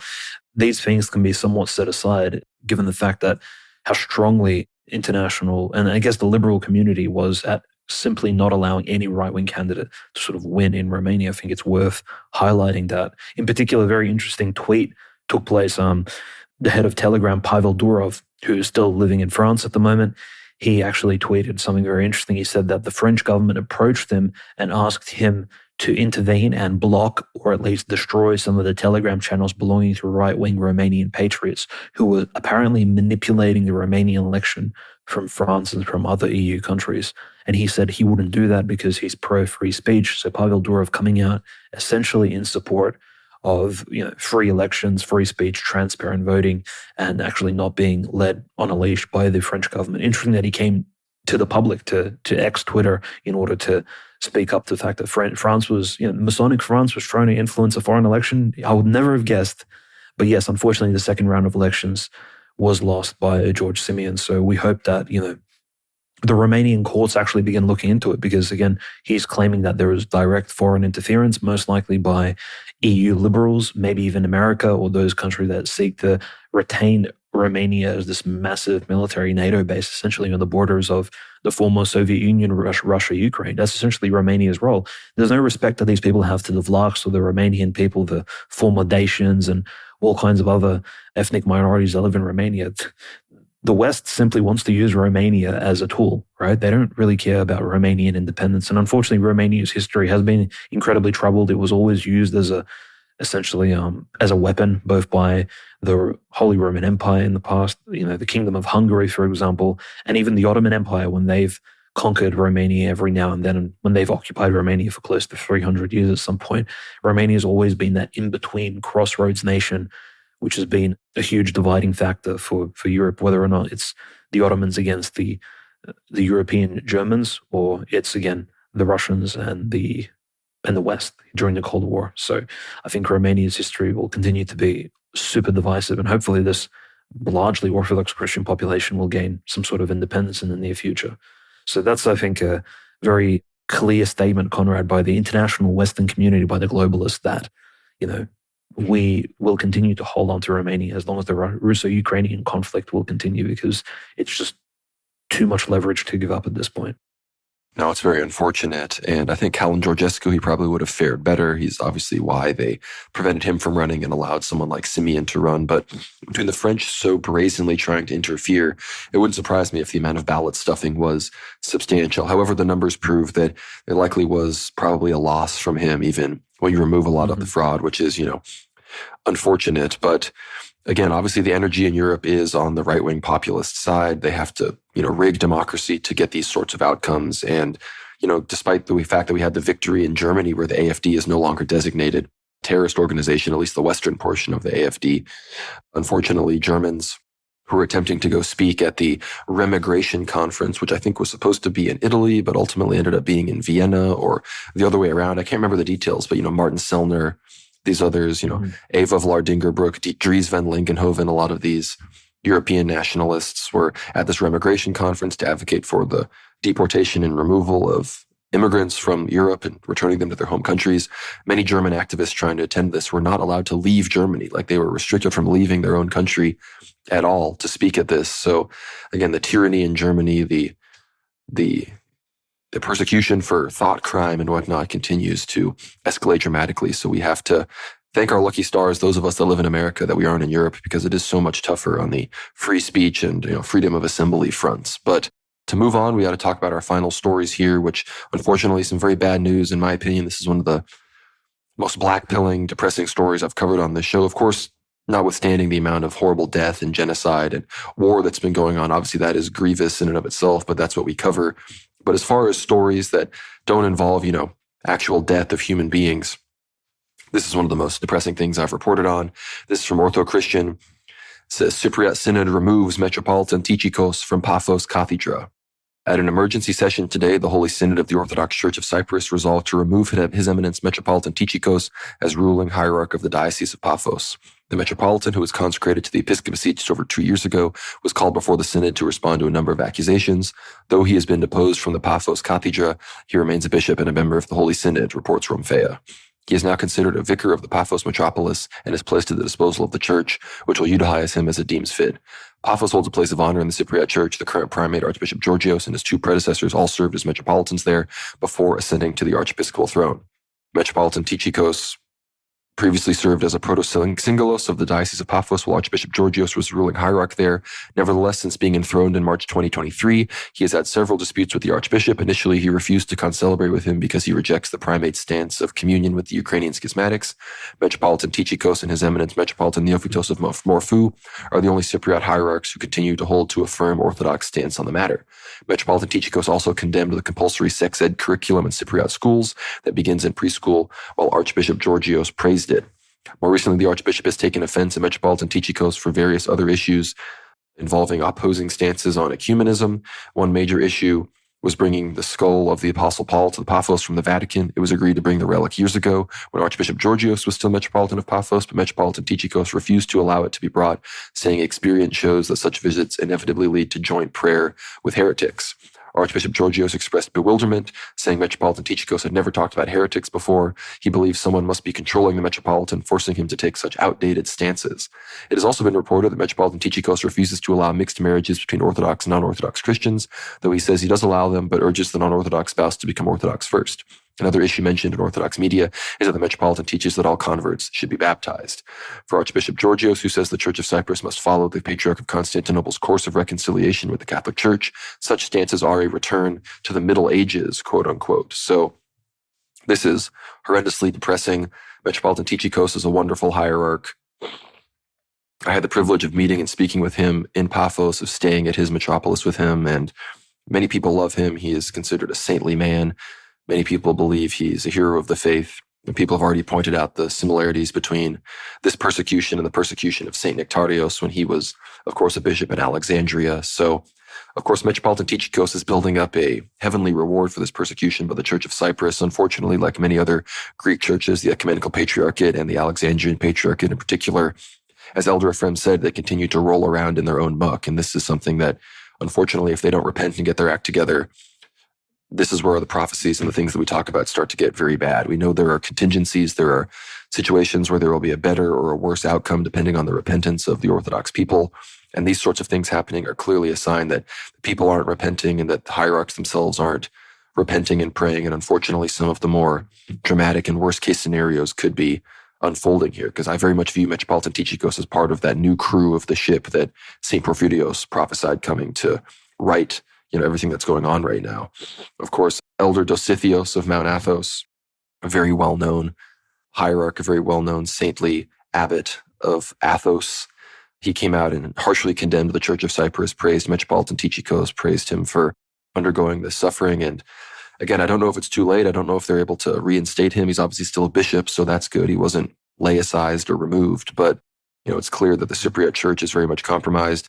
I've experienced it myself. I don't want to go into too many details. It's something I'll have to save for behind the paywall, but I can confirm that while I was there in Cyprus, there were agents of what I've called the deep church that were very much keeping tabs on us, and I would say even stalking and tracking us. So very unfortunate situation. Please pray for the Church of Cyprus. Pray for Metropolitan Tychikos. I don't know exactly what happened with the synod. I've heard that even Metropolitan Nikiforos and others supported this to the point where it's clear that there is some influence being had on the synod. The fact that Metropolitan Athanasios has so quickly, turned down his staunch support for the Ukrainian canonical church, it's clear that I think there's money interest and intelligence and even perhaps threatening, violent influence going on within the Church of Cyprus. So please keep that whole situation in your prayers. It's also clear that, they would do the same thing to Metropolitan Neophytos if they felt they had the political power to do so. And the only reason he's still in power is because he's been in that metropolis office for almost 30 years at this point. So I don't think they have the clout. They would be facing a lot of criticism if they removed such a senior and beloved, well-known bishop who has, international acclaim and is very much understood to be a living saint by many people, including myself. But as it said in the article, the real reason they felt the need to do this is because Paphos is sort of like the honorary second see of Cyprus. Of course, Nicosia is where the archbishop lives. That's the titular see of Cyprus as an autocephalous church. But Paphos is clearly, as the current archbishop and the previous archbishop both hailed from there, it's clearly sort of the understood successor seat where the Metropolitan of Paphos is likely to succeed as the Archbishop of all of Cyprus. And Tychikos is clearly just too saintly, too orthodox, too against the world for them to allow him to occupy such a seat and eventually become the future Archbishop of Cyprus. So that's clearly why this occurred. And it's a very, very unfortunate situation that has deeply wounded me. I feel very black-pilled about this, but of course not so black-pilled that I lose faith in God's overall plan for the church. And I think Cyprus is still, it's very much an interesting place that we need to keep our eyes on, both ecclesiastically and geopolitically. So that's why we cover it so heavily on the show. But I'd love to hear your thoughts on the situation, Dimitri, of course, as well as updates on the persecutions in Ukraine and Eastern Europe. Yes, I think the comparison to Saint Nectarius of Aegina is exactly correct, Conrad. I had the privilege of visiting Saint Nectarius on the island of Aegina outside of Athens, of course, nearby, and venerating his relics. And his life is something that's worth reading. I mean, it's one of the greatest saints of the 20th century, like a huge miracle worker and literally a beacon of Orthodox faith for the Greek people. And even he was mistreated during his earthly life. We read about Saint John of Shanghai as well, mistreated. Most of the times it seems that whoever, or at least we people, do not appreciate the saints who are literally among us. And like one of the comparisons we can probably make is if you look at Ukraine today, like how many Ukrainian radicals are actually bullying, say, Metropolitan Theodosius of Cherkasy, for example, or Metropolitan Onufri, putting all this pressure on them, not realizing how prayerful these men are, and just completely destroying them, psychologically attacking them, trying to get them to yield and to make these huge compromises. I think Yeah, it's just really unfortunate that saints are appreciated, of course, after they pass on, but during their earthly lives, there's typically in their lives and stories, there's always this unfortunate neglect and disregard for them. So we see this very often, and I hope the bishop, of course, stays in prayer and he doesn't take this too close to heart, because it's very clear an open persecution from those who are supposed to be shepherds in the Church of Cyprus. So very sad. And in Ukraine, very interesting news. Not too bad in terms of persecution. And I think that's probably because of the peace talks that were taking place and the discussions of ceasefires. So the Ukrainian side, I think, didn't want to highlight any massive takeovers or bloody raids on cathedrals, churches, and monasteries, whilst Medinsky and Umerov were discussing, say, the peace and the potential ceasefire in Istanbul, right? They didn't want that to be an item on the agenda. In fact, it wasn't. And notice the church wasn't even discussed in Istanbul.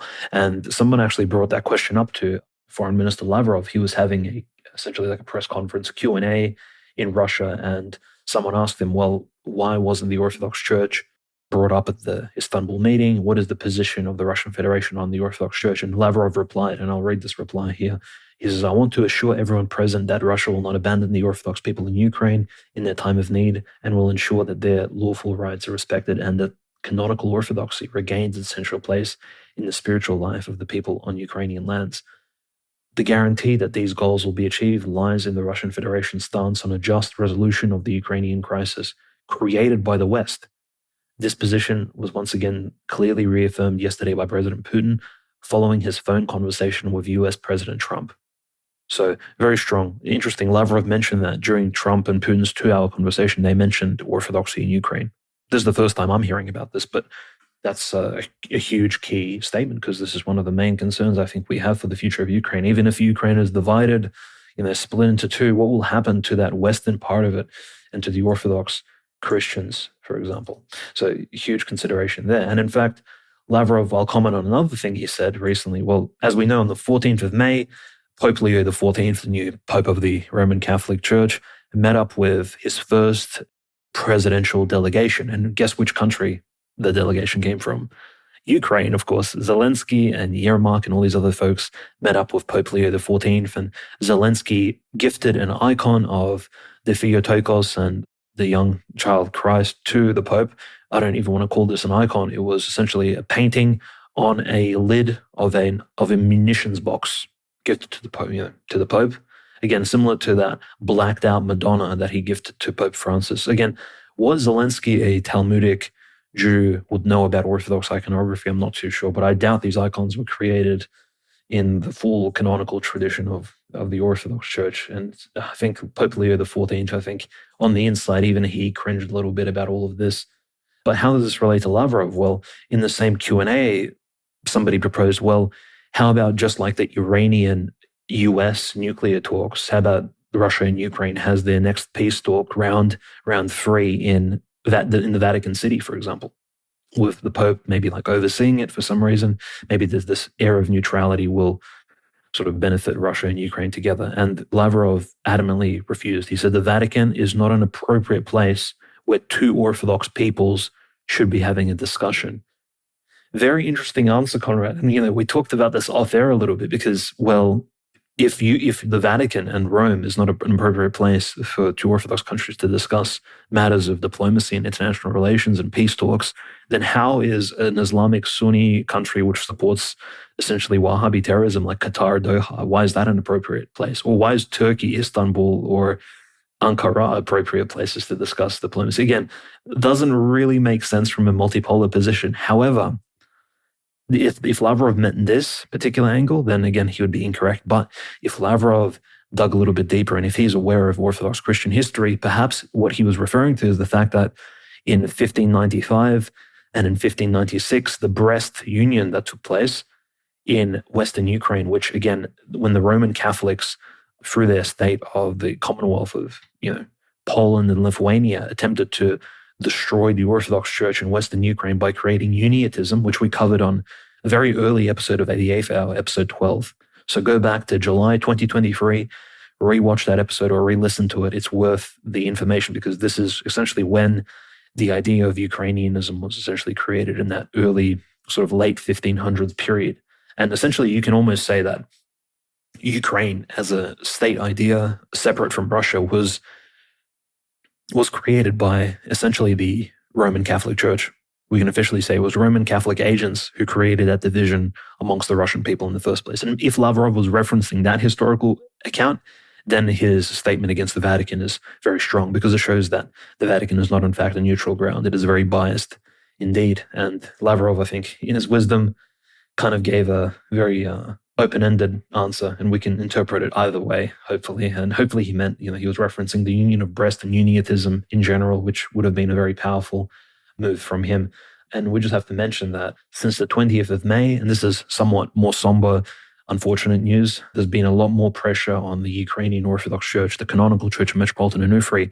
And I'll just read out this recent statement by Archpriest Mykola Burega. This is one of the top professors at the Kiev Theological Academy. This is a seminary very famous for, a lot of new martyrs were working there, a lot of Russian Orthodox saints of the last few centuries. One of the biggest and most successful Orthodox Christian seminaries in the entire world. So this Archpriest, Burega, was from there, and he's actually a writer of church history. He's an expert on the canons. And he's very, let's just say, philo-Ukrainian. He's very much against Moscow. And this is his statement in regards to, which was published on the official Ukrainian Orthodox Church website. He stated, "We see that the Orthodox Church in Russia has come under the full control of an authoritarian state, which is actively transforming into a classic dictatorial regime. The Russian state leadership has unleashed a war against Ukraine. The war is being waged using overtly criminal methods and aims not merely at conquering Ukraine, but at the complete destruction of Ukrainian national identity itself. At the same time, both Patriarch Kirill of Moscow and many other Russian bishops and priests have repeatedly expressed full support for Russia's aggressive military action against Ukraine. In this situation, we must apply precisely the criteria written about by Professor Bogolyepov. For me, it is absolutely clear that about the church in Russia, which fully supports military aggression against Ukraine. It poses a direct threat to our canonical structure and freedom of the Orthodox Church in Ukraine, and this alone is sufficient reason to terminate our canonical subordination to the Moscow Patriarchate." And this was published on the Ukrainian Orthodox website. So, and where is all of this going? This was one of 5 articles published since the 20th of May on the Ukrainian Orthodox official website, essentially speaking about how the Ukrainian Orthodox Church Metropolitan Onufry needs to completely canonically schism itself from Moscow entirely. And I mean, the hierarchical and the local councils held by Russia will no longer invite Ukrainian hierarchs to participate in these councils, and the Ukrainian archimandrites wouldn't be invited either. This is exactly a full schism between the two churches. Ukraine essentially creating its own autocephalous church, not just autonomous. So 5 articles published in favor of autocephaly in the last week. Very concerning moves, because we know all of the recent saints of Ukraine. These are the great miracle workers and monastics, Saint Zosima of the Donbass, Saint Jonah of Odessa, Saint Lawrence of Chernigov, all the great monastics of Ukraine in recent years, decades, even the last 50 years, have all warned against any sort of schisming from the Russian Moscow Patriarchate, no matter what, no matter if it's persecution, state pressure, Soviet bullying. And this, again, is Ukraine is in a state of persecution. We understand that. But so all the recent miracle workers and saints have warned the Ukrainian people against schism. And yet, for whatever reason, the leaders of the seminaries, the academia of the Ukrainian Orthodox Church, as well as it seems many bishops, are very intent on completely breaking off, especially before this new wave of persecution commences in June, when the Ukrainian government will pressure and again begin shutting down Ukrainian Orthodox churches in about a month's time. And what we're seeing here is Metropolitan Onufry. I'm just going to quote him now, and this again may upset some people, but he said, "The council that took place 3 years ago at the Theophany Monastery in Ukraine radically changed the life of our church. Since 27th of May 2022, we are no longer part of the Moscow Patriarchate. The council clearly declared our church's aspiration for full canonical independence. And at this point, we already possess all the attributes of such independence. Our church independently decides all matters of its internal and external life. It opens new dioceses, it elects new bishops and the primate without interference from other local churches. produces its own holy chrism for its own needs, and opens parishes abroad. We hope that the entire family of autocephalous local Orthodox churches will support us morally, approve of our canonical autocephalous independence, and mark it with due distinction. So this was a few days ago, Metropolitan Onufrian made this statement. And this is, of course, super painful to read because it essentially points towards the fact that there will be maybe even a new schism in Ukraine now. Because the people of Ukraine, those who read the saints, those who, of course, respect, Saint Jonah of Odessa, Saint Zosima, Saint Lawrence of Chernigov, these wonderful miracle workers, they all know the clairvoyant prophecies. They all know what those saints told them, how they warned against any schisming away from the Russian Orthodox Church. This is the mother church. It's not even the mother church. It's literally this same church as the Ukrainian Orthodox Autonomous Church operating at the moment. So this is that pressure we were talking about, Conrad, for months now, maybe years at this point, that the Ukrainian state is putting on the bishops. And the unfortunate thing, on the 27th of May, so this is this coming Tuesday, maybe even Wednesday, when this meeting of Ukrainian bishops will take place, and they have been invited to this free sort of third-year anniversary meeting to discuss autocephaly amongst the canonical bishops. There will be also, and maybe this is symbolic, but there will be a trials, I'll say plural, in different cities of Ukraine. And these bishops will not be attending the meeting. Metropolitan Arsenius of the Svyatogorsk Lavra Monastery will be on trial in the city of Dnipro on the 27th of May. Metropolitan Luke of Zaporozhye, who we covered, one of the best hierarchs of the Ukrainian Orthodox Church, will be on trial in the city of Zaporozhye. And Metropolitan Theodosius of Cherkasy, the one who was probably the most persecuted hierarch, one of the most persecuted hierarchs in Ukraine, he'll be at a trial or a hearing in the city of Cherkasy. So coincidentally, the Ukrainian government and the judicial system sent 3 of the most conservative bishops to a court, whilst, again, the Ukrainian bishops who are pro-autocephaly, pro-disconnection from Russia, and maybe even pro-Zelensky, some of them are openly pro-Zelensky, which again, is concerning, are all meeting up at this Theophany monastery for a 3rd-year anniversary discussion of autocephaly.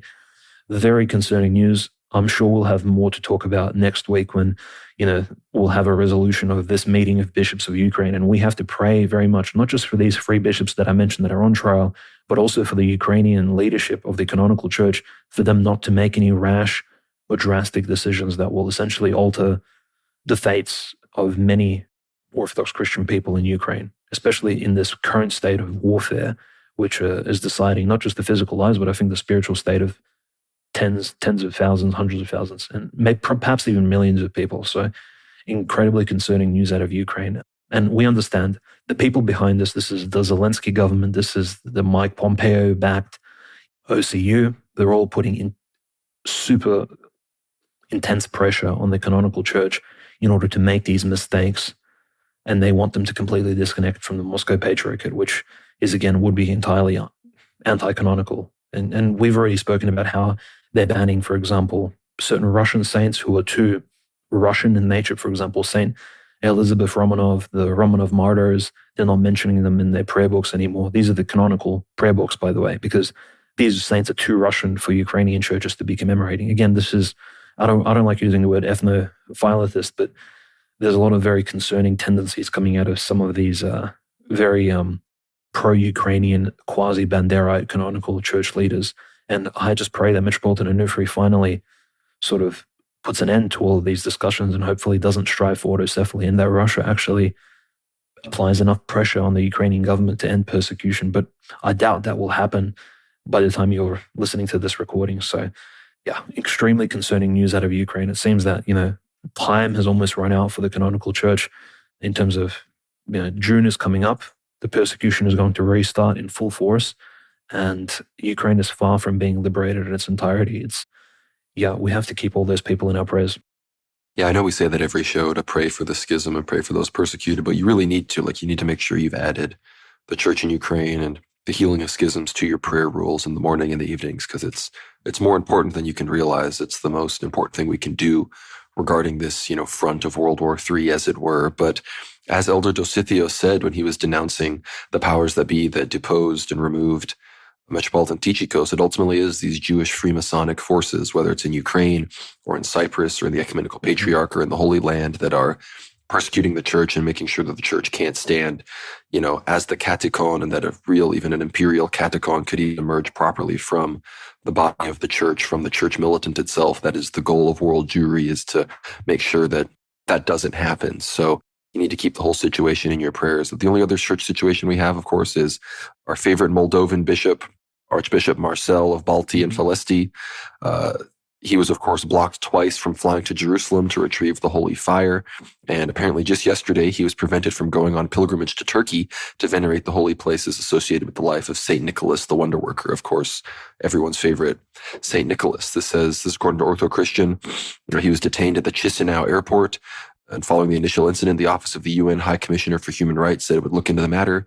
This latest incident comes just days after the Archbishop joined the Coordination Council of the Church Against Xenophobia and Discrimination, International Human Rights Alliance, which is consultative status with the UN Economic and Social Council.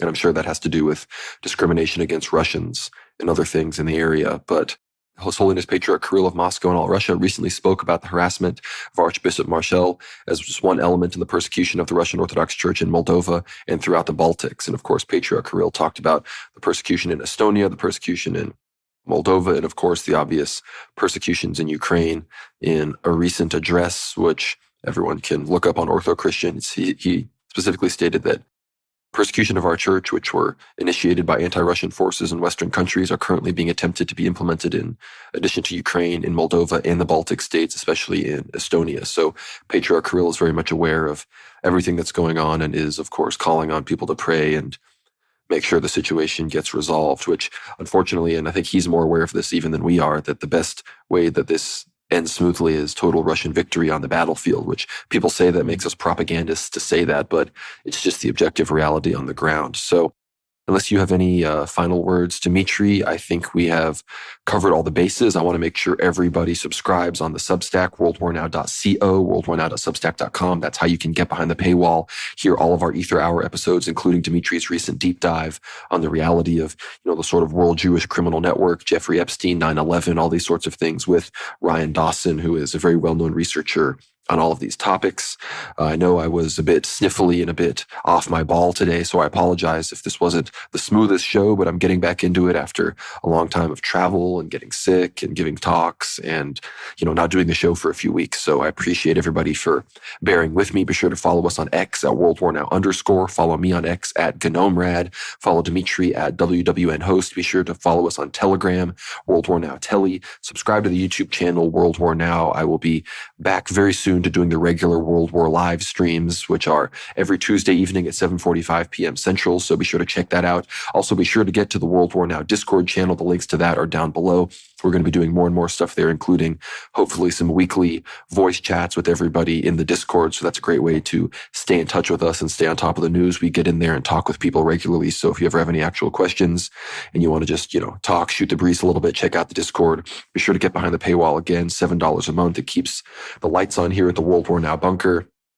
You not only get access to all hundreds and hundreds of hours of Ether Hour content at this point, but you also get access to our Q&A threads, one of which should be coming up, where you can ask us any question you want about a wide range of topics, and we will answer it in an Ether Hour episode. So again, worldwarnow.co. You can support the show, get behind that paywall, and thank you to everybody that already does. And if you aren't a paid supporter, please, just get your email on the list, become a free supporter, and be sure to like the video. That's one of the best things you can do, whether you're here on Substack or on YouTube. Liking the content really helps us grow, and share it with friends and family, anybody you think might be interested. If you know any monastics that listen, let me know, and I can, of course, get them behind the paywall for free, because that is something we do here at World War Now. But with all of that and all of those plugs, Dimitri, I will leave you with the last word. Yeah, just wanted to thank all of our supporters, the subscribers, those that give us feedback, like, retweet the videos. Again, in order not for us to have high numbers, but in order to fight the algorithm, which again does not promote Orthodox Christian or right-wing conservative content at all, which is exactly what the type of content that we produce. So thank you, everyone, and look forward to a new Q&A thread on the Substack. We definitely will have that up soon. So ask all of your best questions. Check out all of our recent Eighth Hour episodes. They've been incredibly deep and detailed.